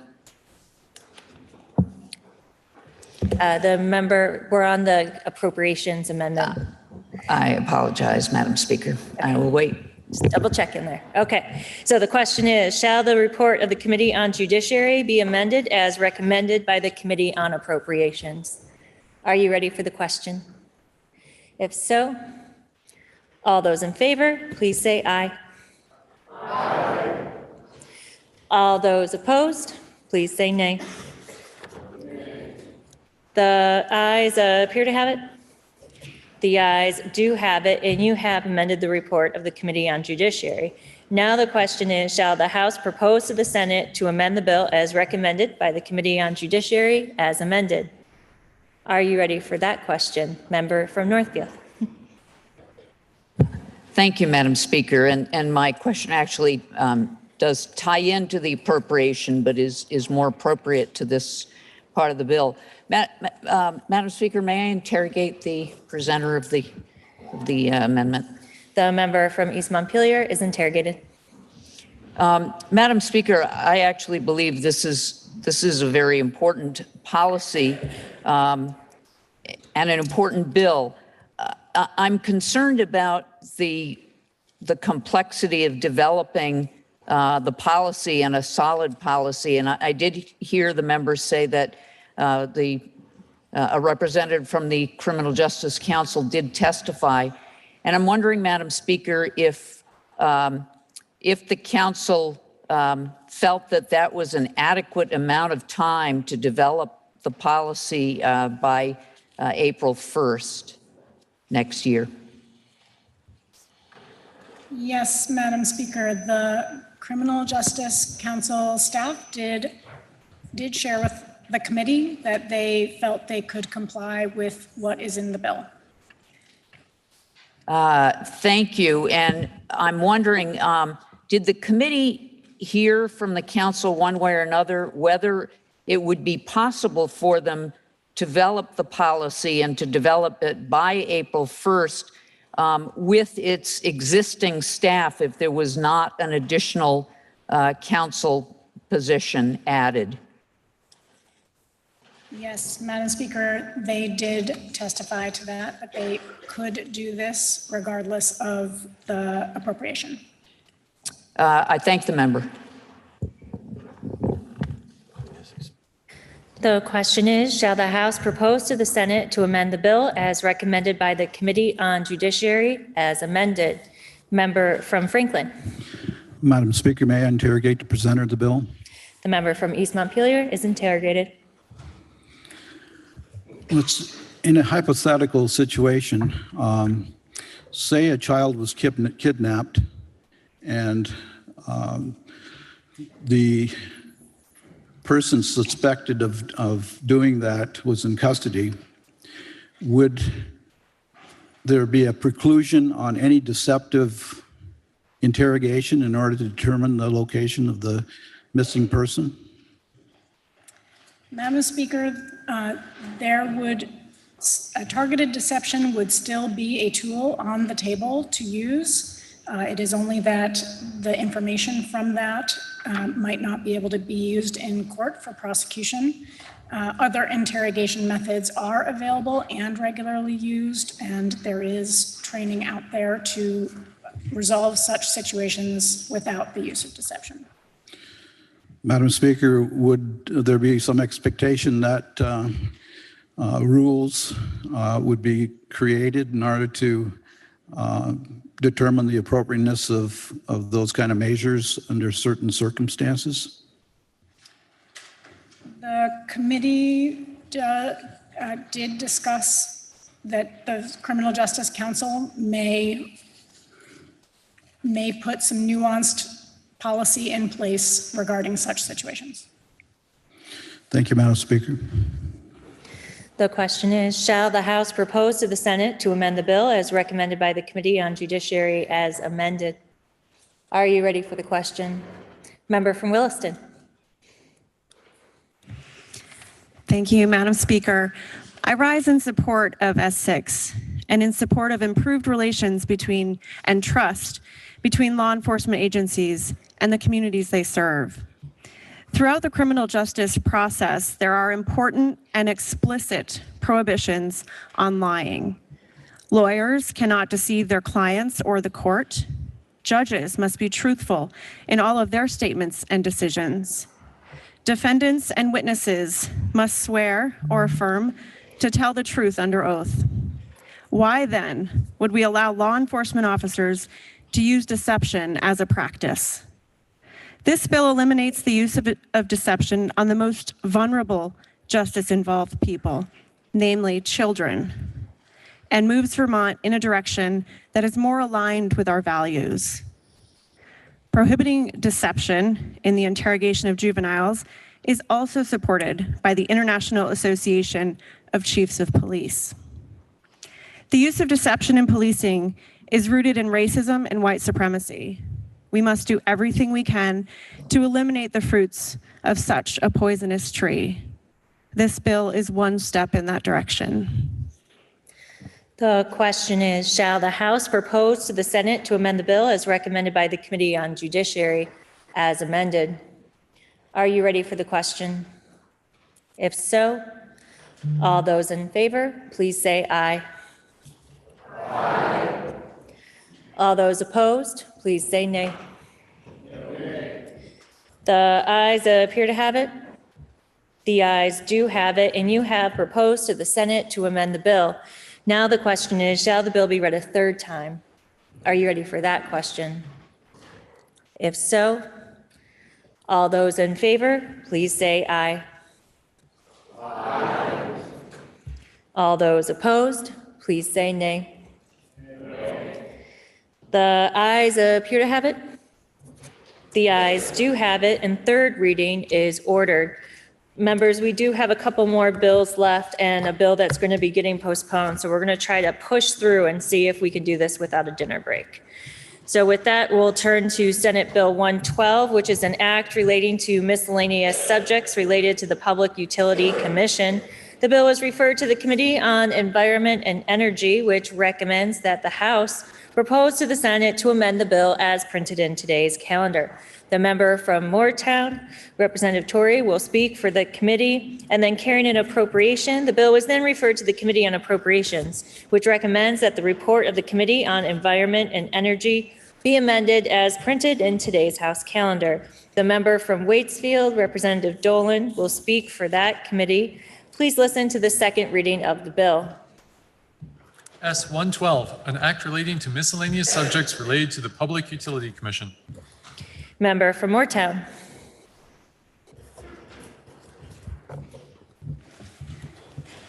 Madam Speaker, S112 would enable minor housekeeping updates to several sections of Title 30, the statute that governs our Public Utilities Commission, or PUC, and would establish a legislative work group on renewable energy standard reform.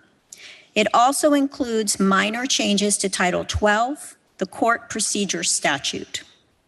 For background, the PUC is an independent, three-member quasi-judicial commission that regulates electric and natural gas infrastructure siting and oversees rates, service quality, and overall financial management of our public utilities, such as electric, gas, energy efficiency, telecommunications, some aspects of cable television, as well as water and some wastewater companies.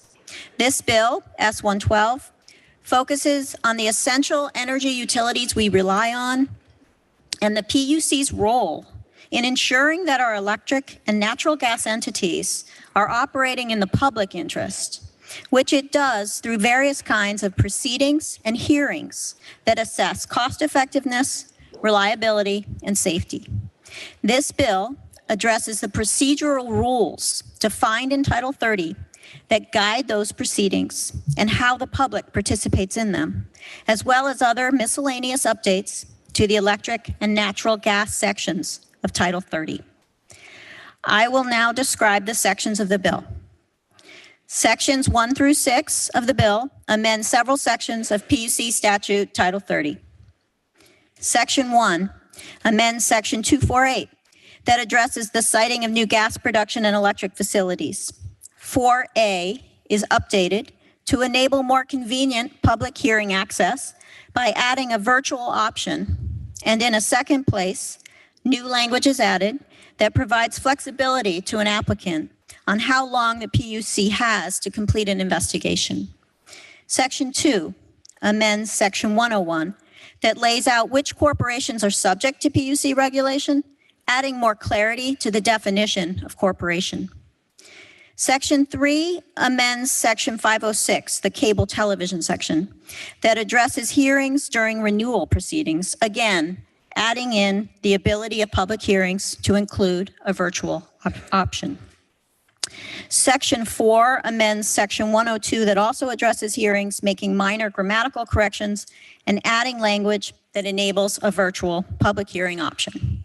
It also adds updated language related to public notice of a hearing, enabling the PUC's website to serve as a second notice location in addition to the newspaper, and requiring that a website address be advertised showing where more information can be accessed. Section 5 amends Section 227 that relates to the suspension of rate changes, adding new language that provides an applicant with flexibility on how long the PUC has to make a determination. Section 6 amends Section 11 related to rulemaking authority, allowing the PUC to periodically sync up its Rule 2.000, which is the procedural rule that guides how participation happens during various processes, with the rules of procedure used by the courts in the state, as specified in Title 12. The legislature will still have oversight over any rules changes made by the PUC, and this is detailed in A4.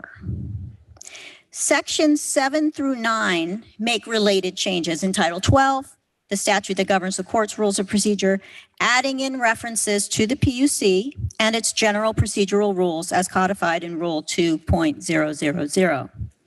Section 10 amends 3 VSA 810, rules of evidence, changing the word men to persons. Now, Section 10A is the more substantive section of the bill. It starts on page 3221 of today's calendar. It would establish the Renewable Energy Standard Working Group to create draft legislation to be considered by the General Assembly during the 2024 legislative session. For background, Vermont's existing Renewable Energy Standard, or RES, requires electric utilities to procure an increasing amount of renewable energy from resources like solar, hydro, and wind. Since it was established in 2015, our RES, which requires 75% renewable energy by 2032, has played a big role in adding more renewable power generation and reducing carbon emissions from Vermont's electricity sector. The working group proposed in the bill would include 2 members from the House and 2 members from the Senate, as well as representatives from the electric utilities, several environmental groups, Vermont Housing and Financing Agency, and 2 industrial representatives, Global Foundries, which is now a utility, and Associated Industries of Vermont. The Department of Public Service would play an advisory role. The working group, assisted by facilitation and data analysis consultants, would hold up to 8 meetings. They would assess any needed changes to the current renewable energy requirements or other energy policies to increase grid stability, resiliency, modernization, and reliability, and would identify any barriers to moving to a 100% renewable standard for all electrical utilities by 2030. The work group would share recommendations and analysis on how recommended legislative changes would affect affordability of electric rates, employment, and economic impacts, as well as the equitable distribution of benefits of renewables among different types of residential properties, among people with lower household incomes, and among environmental justice households. Note that the language addressing environmental justice households is changed in the Appropriations Amendment to reflect the terminology used in Act 154, the Environmental Justice Bill. A report detailing this information would be submitted to the relevant House and Senate committees by December 1st, 2023, along with the draft legislation. The effective date of this bill would be July 1st, 2023. The committee heard testimony from the Public Utilities Commission, Legislative Council, Vermont's Electric Utilities, Renewable Energy Vermont, and VPIRG. The bill passed out of committee on a vote of 9-0. Your Committee on Environment and Energy respectfully requests your support of this bill. And now for the Committee on Appropriations, member from Waitsfield. Madam Speaker, the House Appropriations Committee offers 4 instances of amendment, which can be found on page 3223 in today's calendar. The first instance of amendment is a technical adjustment. It involves assigning co-chairs to the work group, which was missing from the committee's amendment. The second instance of amendment is also a technical adjustment, aligning the reference to environmental justice with statute. The third instance of amendment is another technical adjustment to use standard language when contracting services. The fourth instance of amendment is similar to the House Appropriations Committee amendments to other bills that contain an appropriation but have not been accounted for when we passed the House budget bill in March. This fourth instance of amendment strikes the appropriation and provides language that it is the intent of the General Assembly to support an appropriation if available from the general fund and in the final budget as passed by both bodies. The vote of the House Appropriations Committee was 8-3-1 in favor of this amendment, and we ask for your concurrence. Member from Moortown. Your Committee on Environment and Energy voted favorably for the Appropriations Amendment in a straw poll vote of 9-0. The question is, shall the report of the Committee on Environment and Energy be amended as recommended by the Committee on Appropriations? Are you ready for the question? If so, member from Clarendon. Yes, Madam Speaker, may I interrogate the member from Appropriations? The member from Waitsfield is interrogated. I'm trying to figure out what an environmental justice focused population is. Can you explain that to me?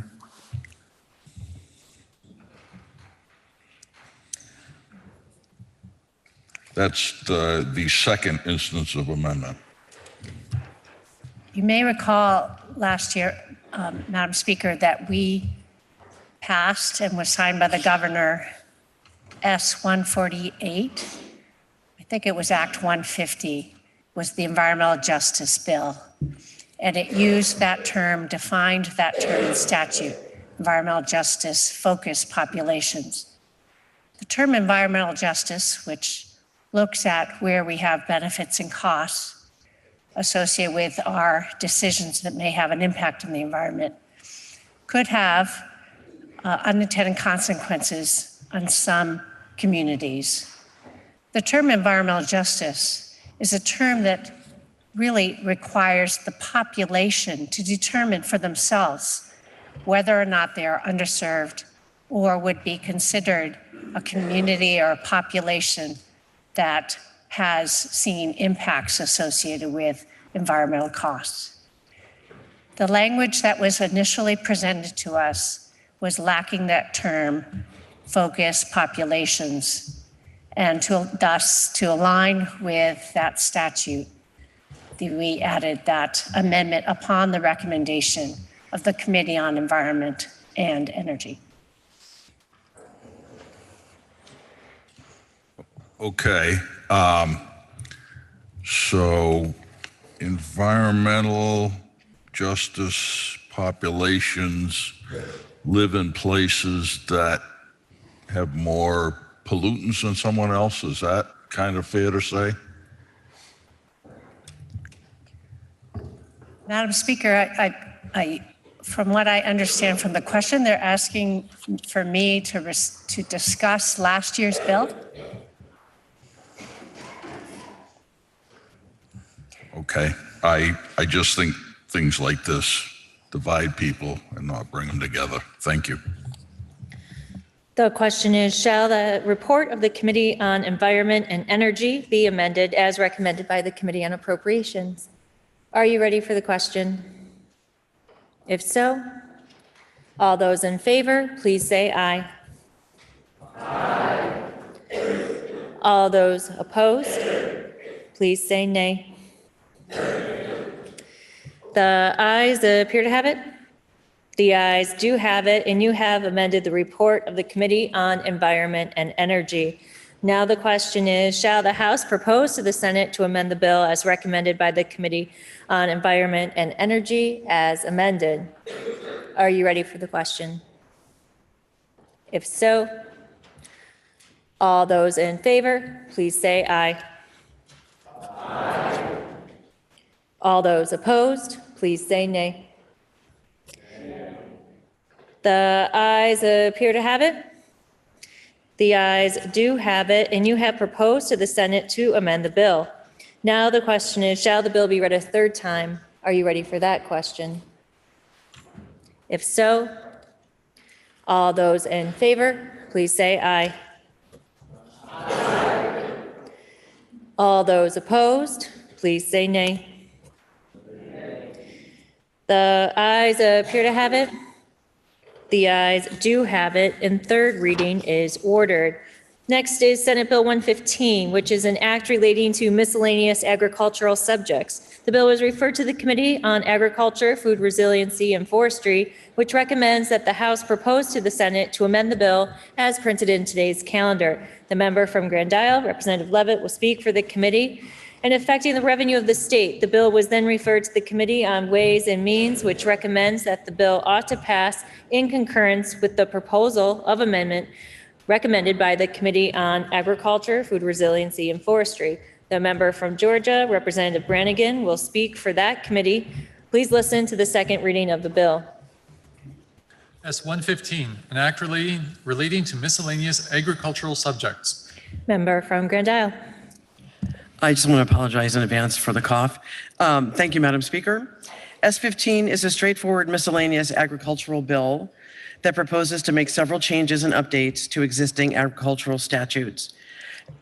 Members can find the original Senate bill and the committee amendment on the Agriculture, Food Resiliency, and Forestry Committee page or under the bill number on the legislative website. The amendment can also be found on page 3224 of today's calendar. Section 1 of the bill adds new language giving the Secretary of Agriculture, Food, and Markets the authority to quarantine an animal when the animal is suspected of having been exposed to biological or chemical agents that may adulterate the animal's milk, processed dairy product, or other product. Section 2 of the bill modernizes the requirements for the sale and marketing of eggs in the state to make clear that eggs cannot be sold that do not meet these new requirements. Sections 3 through 6 address the roles and capacities of appointed inspectors, the notification of violations and the remedies for such violations, and administrative penalties for these violations. Additionally, this section makes the fines consistent with the way the agency assesses fines in other situations. Section 7 of the bill clarifies when capital equipment assistance grants may be used for certain purposes. Specifically, this section would be amended to allow for awards for equipment to mitigate greenhouse gases instead of decrease greenhouse emissions. This is a more accurate description of the eligible equipment. Excuse me. Our committee amendment replaces sections 8 and 9. We found through testimony through legislative counsel and legal counsel from the Agency of Agriculture, Food and Markets Chief Counsel that municipalities do not have the statutory authority to charge farms for their stormwater runoff from their impervious surfaces, but in some cases are doing so anyway. Section 8 of the amendment clarifies that municipalities cannot do so. The amendment also contains new language satisfying a concern raised by the Department of Environmental Conservation.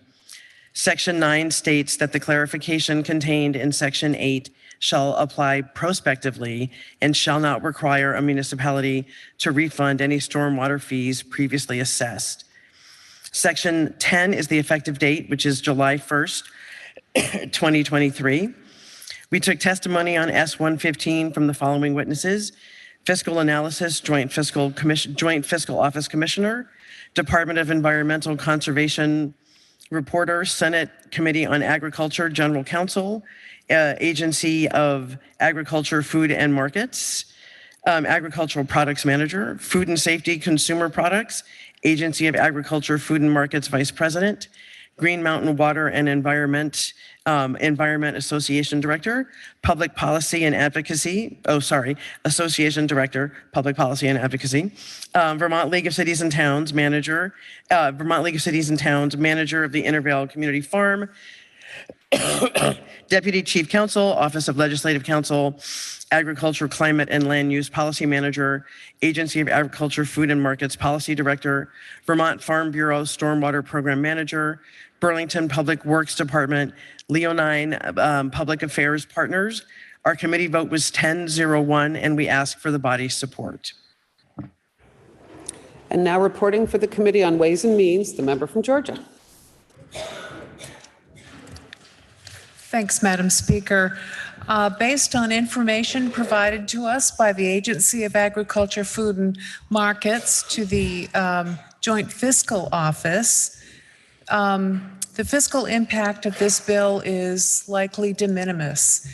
This estimate assumes that maximum penalties imposed by the Agency of Agriculture, Food and Markets will continue to be limited to cases of extreme disregard for the rules and regulations of the agency. Fortunately, that doesn't happen very often.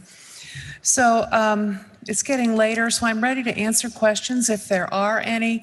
Madam Speaker, the Ways and Means Committee heard from our own Legislative Counsel and Joint Fiscal Office. We also heard from the presenter of the bill. And on a vote of 11-1-0, we approved the amendment and the bill. Thank you. The question is, shall the House propose to the Senate to amend the bill as recommended by the Committee on Agriculture, Food, and Forestry? Are you ready for the question? If so, all those in favor, please say aye. Aye. All those opposed, please say nay. The ayes appear to have it. The ayes do have it, and you have proposed to the Senate to amend the bill. Now the question is, shall the bill be read a third time? Are you ready for that question? If so, all those in favor, please say aye. Aye. All those opposed, please say nay. The ayes appear to have it. The ayes do have it, and third reading is ordered. Next is Senate Bill 135, which is an act relating to the establishment of Vermont Saves. The bill was referred to the Committee on Government Operations and Military Affairs, which recommends that the bill ought to pass in concurrence. The member from Vergennes, Representative Byron, will report for that committee. Affecting the revenue of the state, the bill was then referred to the Committee on Ways and Means, which also recommends that the bill ought to pass in concurrence. The member from Corinth, Representative Demro, will report for that committee. And then, carrying on appropriations, the bill was referred to the Committee on Appropriations, which also recommends that the bill ought to pass in concurrence. The member from Middlebury, Representative Schy, will report for that committee. Please listen to the second reading of the bill. S-135, an act relating to the establishment of Vermont Saves. Reporting for the Committee on Government Operations and Military Affairs, the member from Vergennes. Thank you, Madam Speaker. S-135 proposes that the Office of the Treasurer establish and administer Vermont Saves, a program that provides access to retirement savings for Vermont employees of companies that do not offer access to such programs. Data shows workers are 15 times more likely to save for retirement if they have access to a program at work. 40% of Vermont private sector employees work for a business that does not offer a workplace plan. That is roughly 88,000 Vermonters without access to such vehicles. Vermonters' lack of savings is a crisis. 45% of those who do not have a workplace plan have less than $10,000 saved. In Vermont, we also find racial disparities. BIPOC workers are half as likely to be covered by a workplace retirement plan. This program will reduce wealth gaps and barriers to economic mobility. Of course, Social Security is a critical piece of the puzzle as folks plan for retirement, but that alone is not enough to provide economic security. The average Social Security benefit for a 65-year-old plus Vermonter is only about $21,000 per year. Even though these households spend about $33,000 a year on food, utilities, and healthcare alone. 16 other states have adopted legislation that helps employees save their own money for retirement as they work. Some members may recall this very conversation 6 or 7 years ago when this body passed Vermont Secure Retirement, but unfortunately there were a series of barriers that prevented the implementation of that program. Vermont Saves will lead to greater economic security for Vermonters as they age, relieving pressure on social safety net programs and family members who would otherwise fill the gap. We urge Vermont to join them by passing and implementing Vermont Saves. Now on to the provisions of the bill. You can find them through the legislative website, or I believe it was on Saturday's calendar. Let's see. Section 1 adds a new chapter 3 VSA 18, establishing the Vermont Saves program. Section 535 is an array of definitions that will set forth for the purpose of this chapter. Section 532 establishes the program Vermont Saves to be administered by the Office of the State Treasurer. It also sets forth the purpose of the program to increase financial security for Vermonters by providing access to an IRA for Vermont employees of companies that do not currently offer a retirement savings program. Requires that the program is designed to facilitate portability of benefits and achieve economies of scale and other efficiencies to minimize costs. Requires that a covered employer offer the choice to a covered employee to contribute to the program, but also provides that covered employees may contribute to an IRA under the program, but are permitted to opt out. Subsection D. This sets the type of IRA for the program as a Roth IRA, but provides that the treasurer may add an option for a traditional IRA. Subsection C sets the initial contribution for a covered employee at 5%, but provides that the employee may change this to a higher or lower amount. And it prohibits employers from making contributions under this program. Subsection D provides that the treasurer may contract with a vendor to administer the program, directs the treasurer to design and implement the program in a manner consistent with federal law, directs the treasurer to establish certain processes and requirements to administer the program. Subsection E requires the treasurer to maintain separate records and accounting for each account under the program. Subsection F requires the treasurer to send annual reports to each participant of the program, detailing the status of the participant's account. Subsection G requires the treasurer to make certain outreach efforts to the public regarding the program. Subsection H sets forth how benefits and losses are allocated to each participant's account. Subsection I authorizes the treasurer to establish a trust account to hold the program's investments and assets, prohibits program assets from being transferred to any other state funds. Subsection J authorizes the treasurer to charge a fee to defray the program costs, provided that the fee does not exceed $30 per participant in each calendar year, prohibits employers from being required to fund any fees charged under this program. Section 533, duties of the treasurer, authorizes the treasurer to adopt rules to implement the program, authorizes the treasurer to enter into contracts or agreements with other governmental entities to administer and implement the program, authorizes the treasurer to contract with financial institutions and other service providers to implement, requires the treasurer to establish criteria and guidelines for the program to offer qualified retirement investment choices, requires the treasurer to enter into certain agreements with the Vermont Department of Taxes to facilitate checking participant eligibility, and to share tax return information to verify wages for eligibility purposes. And finally, for this section, requires the treasurer to act as a fiduciary on behalf of the program's participants. Section 534 establishes the Vermont Retired Security Fund to be administered by the state treasurer to consist of monies transferred, appropriated, paid, or granted to the program.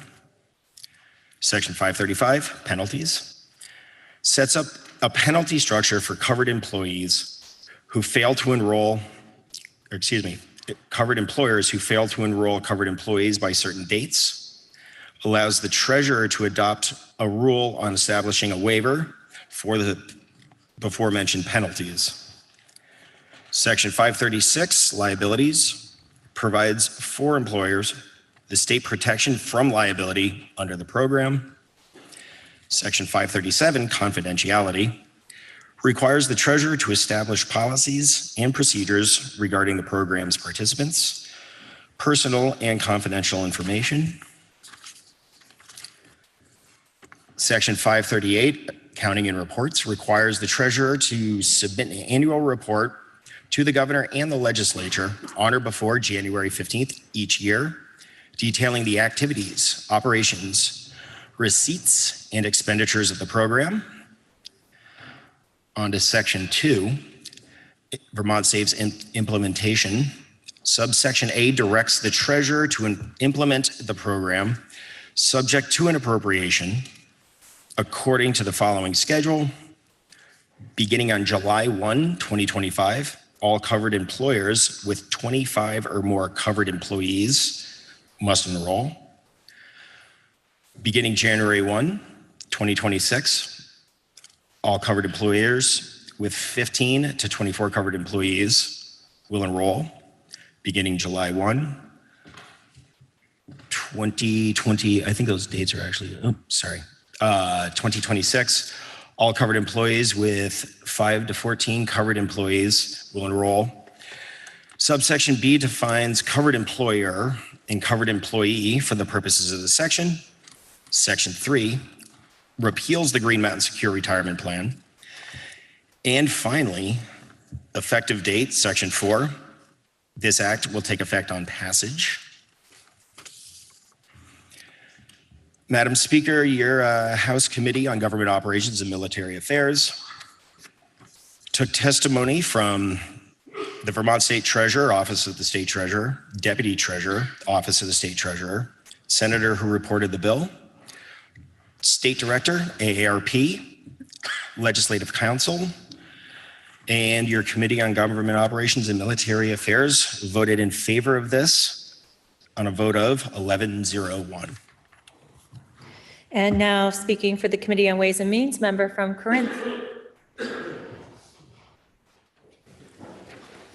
Madam Speaker, as we just heard from the member from Vergennes, S-135 would create the Vermont Saves Program, which would be administered by the Office of the State Treasurer to provide certain non-governmental employees with expanded access to retirement savings plans.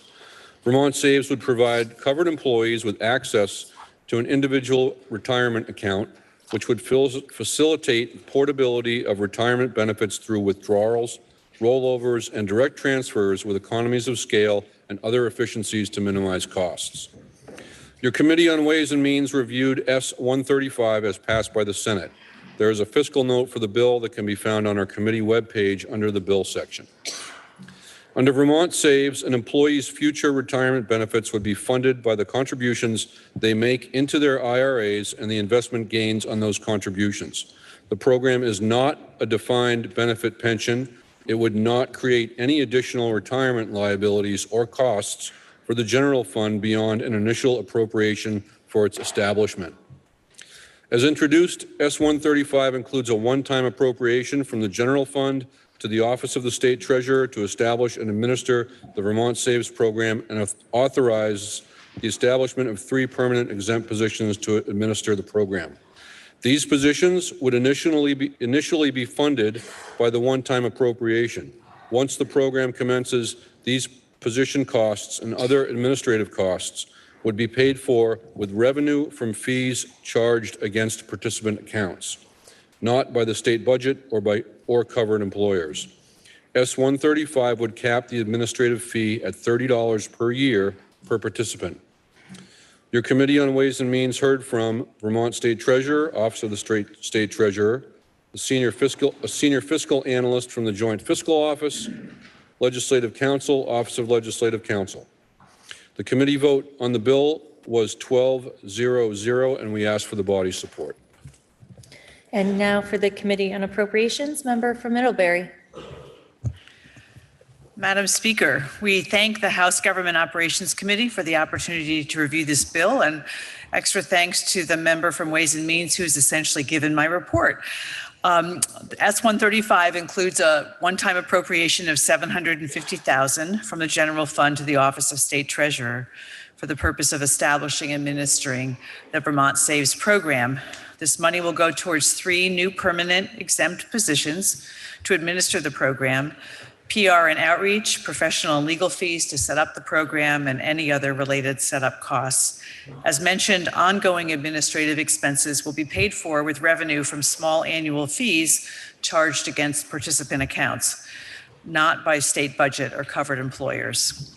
And the money for this, the $750,000, is already accounted for in the budget. So we do have the funds, assuming this bill passes, we have the funds to pay for this.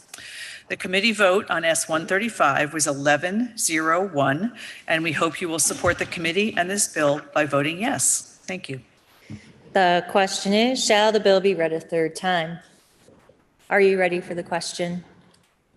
If so, all those in favor, please say aye. Aye. All those opposed, please say nay. The ayes appear to have it. The ayes do have it, and third reading is ordered. Next is Senate Bill 137, which is an act relating to energy efficiency modernization. The bill is referred to the Committee on Environment and Energy, which recommends that the bill ought to pass in concurrence. The member from Burlington, Representative Logan, will speak for the committee. In carrying an appropriation, the bill was also referred to the Committee on Appropriations, which also recommends that the bill ought to pass in concurrence. The member from Waitsfield, Representative Dolan, will speak for that committee. Please listen to the second reading of the bill. S-137, an act relating to energy efficiency modernization. Member from Burlington.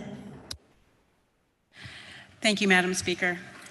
Madam Speaker, S-137, an act related to energy efficiency modernization, would extend an energy efficiency pilot project that was established by Act 151 of the 2020 legislative session that is set to end in 2023. S-137, the bill before you, proposes to extend pilot project programming to 2026, along with other provisions included in S-137. Act 151 authorized pilot projects allow an energy efficiency utility to use part of its budget for electric efficiency programs and services on additional programs that reduce greenhouse gas emissions in the thermal, energy, and transportation sectors. Act 151 applied to the Energy Efficiencies Utility 2021 to 2023 budget and limited up to $2 million of spending on these programs per year, for a total of $6 million over the course of the 3-year period. The Public Utility Commission approved projects for Efficiency Vermont and the City of Burlington Electric Department. Approved projects were required to meet criteria that were established in Act 151, including that the projects have a nexus to electricity usage, for example, encouraging the adoption of an electric vehicle, and that the projects not be in competition with and/or must add to Tier 3 energy transformation projects allowed by the Renewable Energy Standard, among other criteria. The committee heard Act 151 project reports from Efficiency Vermont and Burlington Electric Department. Funds authorized through Act 151 were used to support EV and thermal campaigns. Pilot project accomplishments across both projects include an EV dealer program that provides funding for EV infrastructure, car dealer and sales incentives, training and education for salespeople, and marketing and promotional support. There are 45 new car dealerships and 5 used car dealerships currently participating. Also supported a statewide multi-channel ad campaign in partnership with Drive Electric Vermont that is tailored to every step of an EV consumer's journey, from building awareness to making the decision. Provides enhanced incentives, generally in the form of rebates to EV customers. This is a program specifically of BED. Providing enhanced incentives to EV charging station customers, which has included 9 installations in multifamily housing developments. Also includes a low-income fuel switch pilot that partners with electric utilities to install cold climate heat pumps and upgrade electrical panels where needed for low-income customers. There are currently nearly 150 customers waitlisted pending continuation of the campaign beyond 2023. It's also allowed for innovation in thermal technology, for example, drilling test wells for ground source heat pumps. S-137 would enable the continuation of these projects and make some further small changes to the Act 151 project criteria. S-137 isn't fully printed in the calendar for today. You can find it on our legislative website. The sections of the bill this S-137 has 3 sections. Section 1 contains all of the amendments to Act 151. Section 1A extends the pilot to 2026, clarifies that pilot projects can only continue if their budgets rise no faster than inflation, and allows efficiency utilities to plan for another potential extension of the pilots in 2027. Sections 1B and C allow flexibility to support additional thermal projects based on utility priorities and funding availability. Section 1F allows Burlington Electric Department more flexibility in how they use existing funding they have outside their energy efficiency charge revenue to do more thermal and transportation efficiency and electrification work. Finally, Section 2 and Section 3 have to do with effective dates. Section 2 establishes that the projects enabled in statute by Act 151 and extended by S 137 once enacted shall be repealed as of April 30th, 2027, unless further legislative action is taken. And Section 3 states that S 137 shall take effect on passage. The House Committee on Environment and Energy took testimony from the Director of Efficiency and Energy Resources from the Vermont Department of Public Service, the Director of Strategy and Partnerships from Efficiency Vermont, the General Manager and Director of Energy Services from the Burlington Electric Department. S 137 was a committee bill from the Senate Committee on Natural Resources and Energy. S 137 was further passed in concurrence by the Senate Committees on Appropriations and Finance and the House Committees on Environment and Energy and Appropriations. The House Committee on Environment and Energy voted the bill out of committee in concurrence with the Senate by a vote of 10-0-1. The committee respectfully requests your support for S 137. And now speaking for the Committee on Appropriations, the member from Waitsfield. Madam Speaker, the House Appropriations Committee's action can be found on page 3225 in today's calendar. The committee reviewed the bill last week and found no fiscal impact on the general fund. Our vote of 11-0-1 in the House Appropriations Committee found S 137 favorable. The question is, shall the bill be read a third time? Are you ready for the question? If so, all those in favor, please say aye. Aye. All those opposed, please say nay. The ayes appear to have it. The ayes do have it, and third reading is ordered. Next is House Bill 206, which is an act relating to miscellaneous changes affecting the duties of the Department of Vermont Health Access. The bill passed the Senate with a proposal of amendment that is printed in today's calendar. The pending question is, shall the House concur in the Senate proposal of amendment? Member from Rockingham.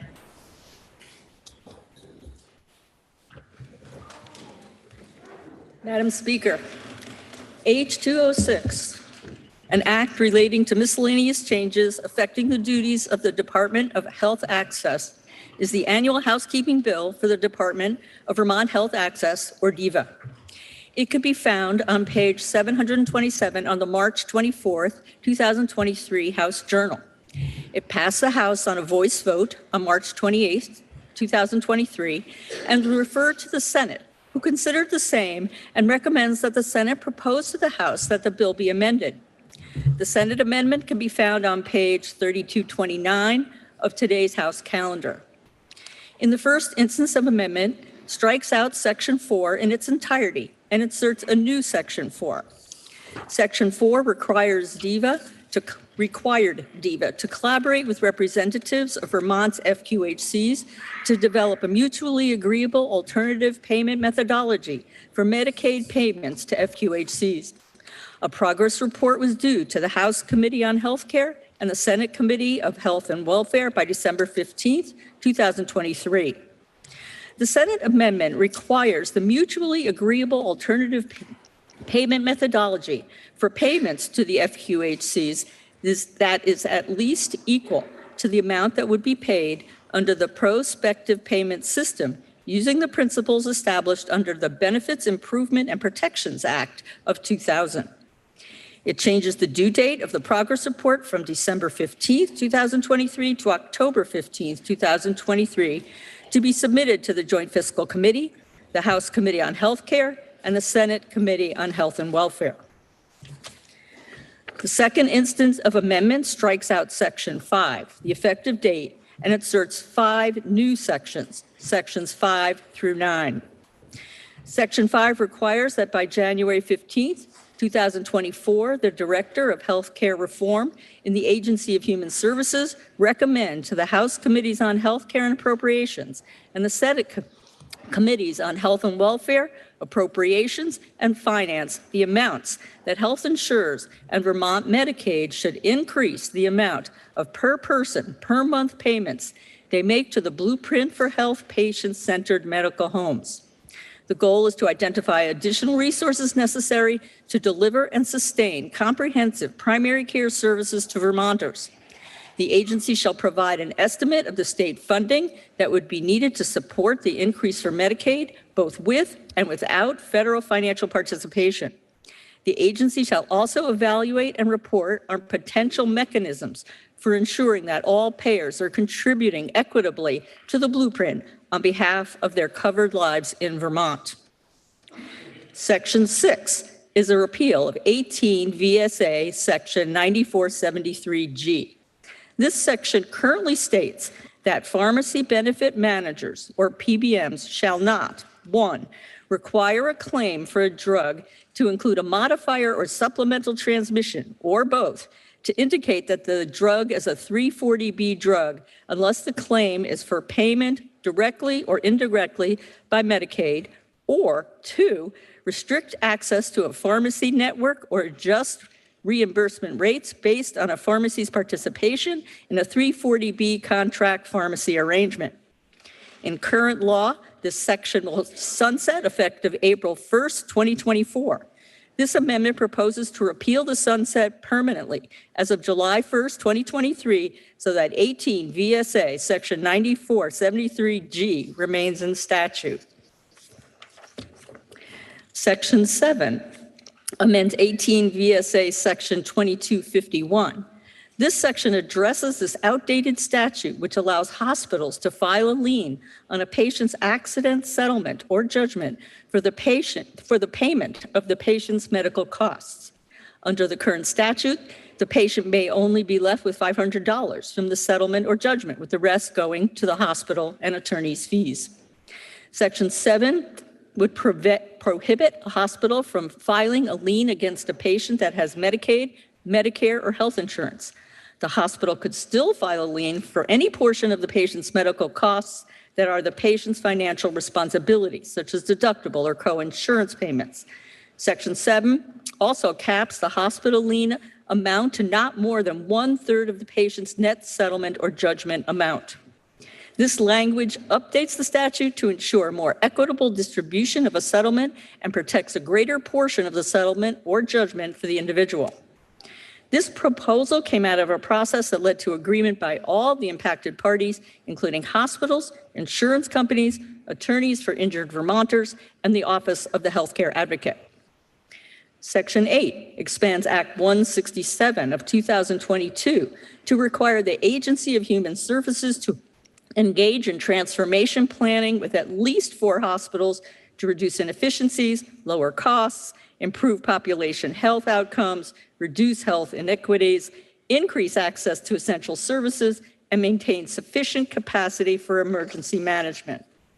This section also requires the chair of the Green Mountain Care Board and the Secretary of Human Services consult on the work of Section 2 of Act 167 of 2022 and this section to ensure that the work is aligned.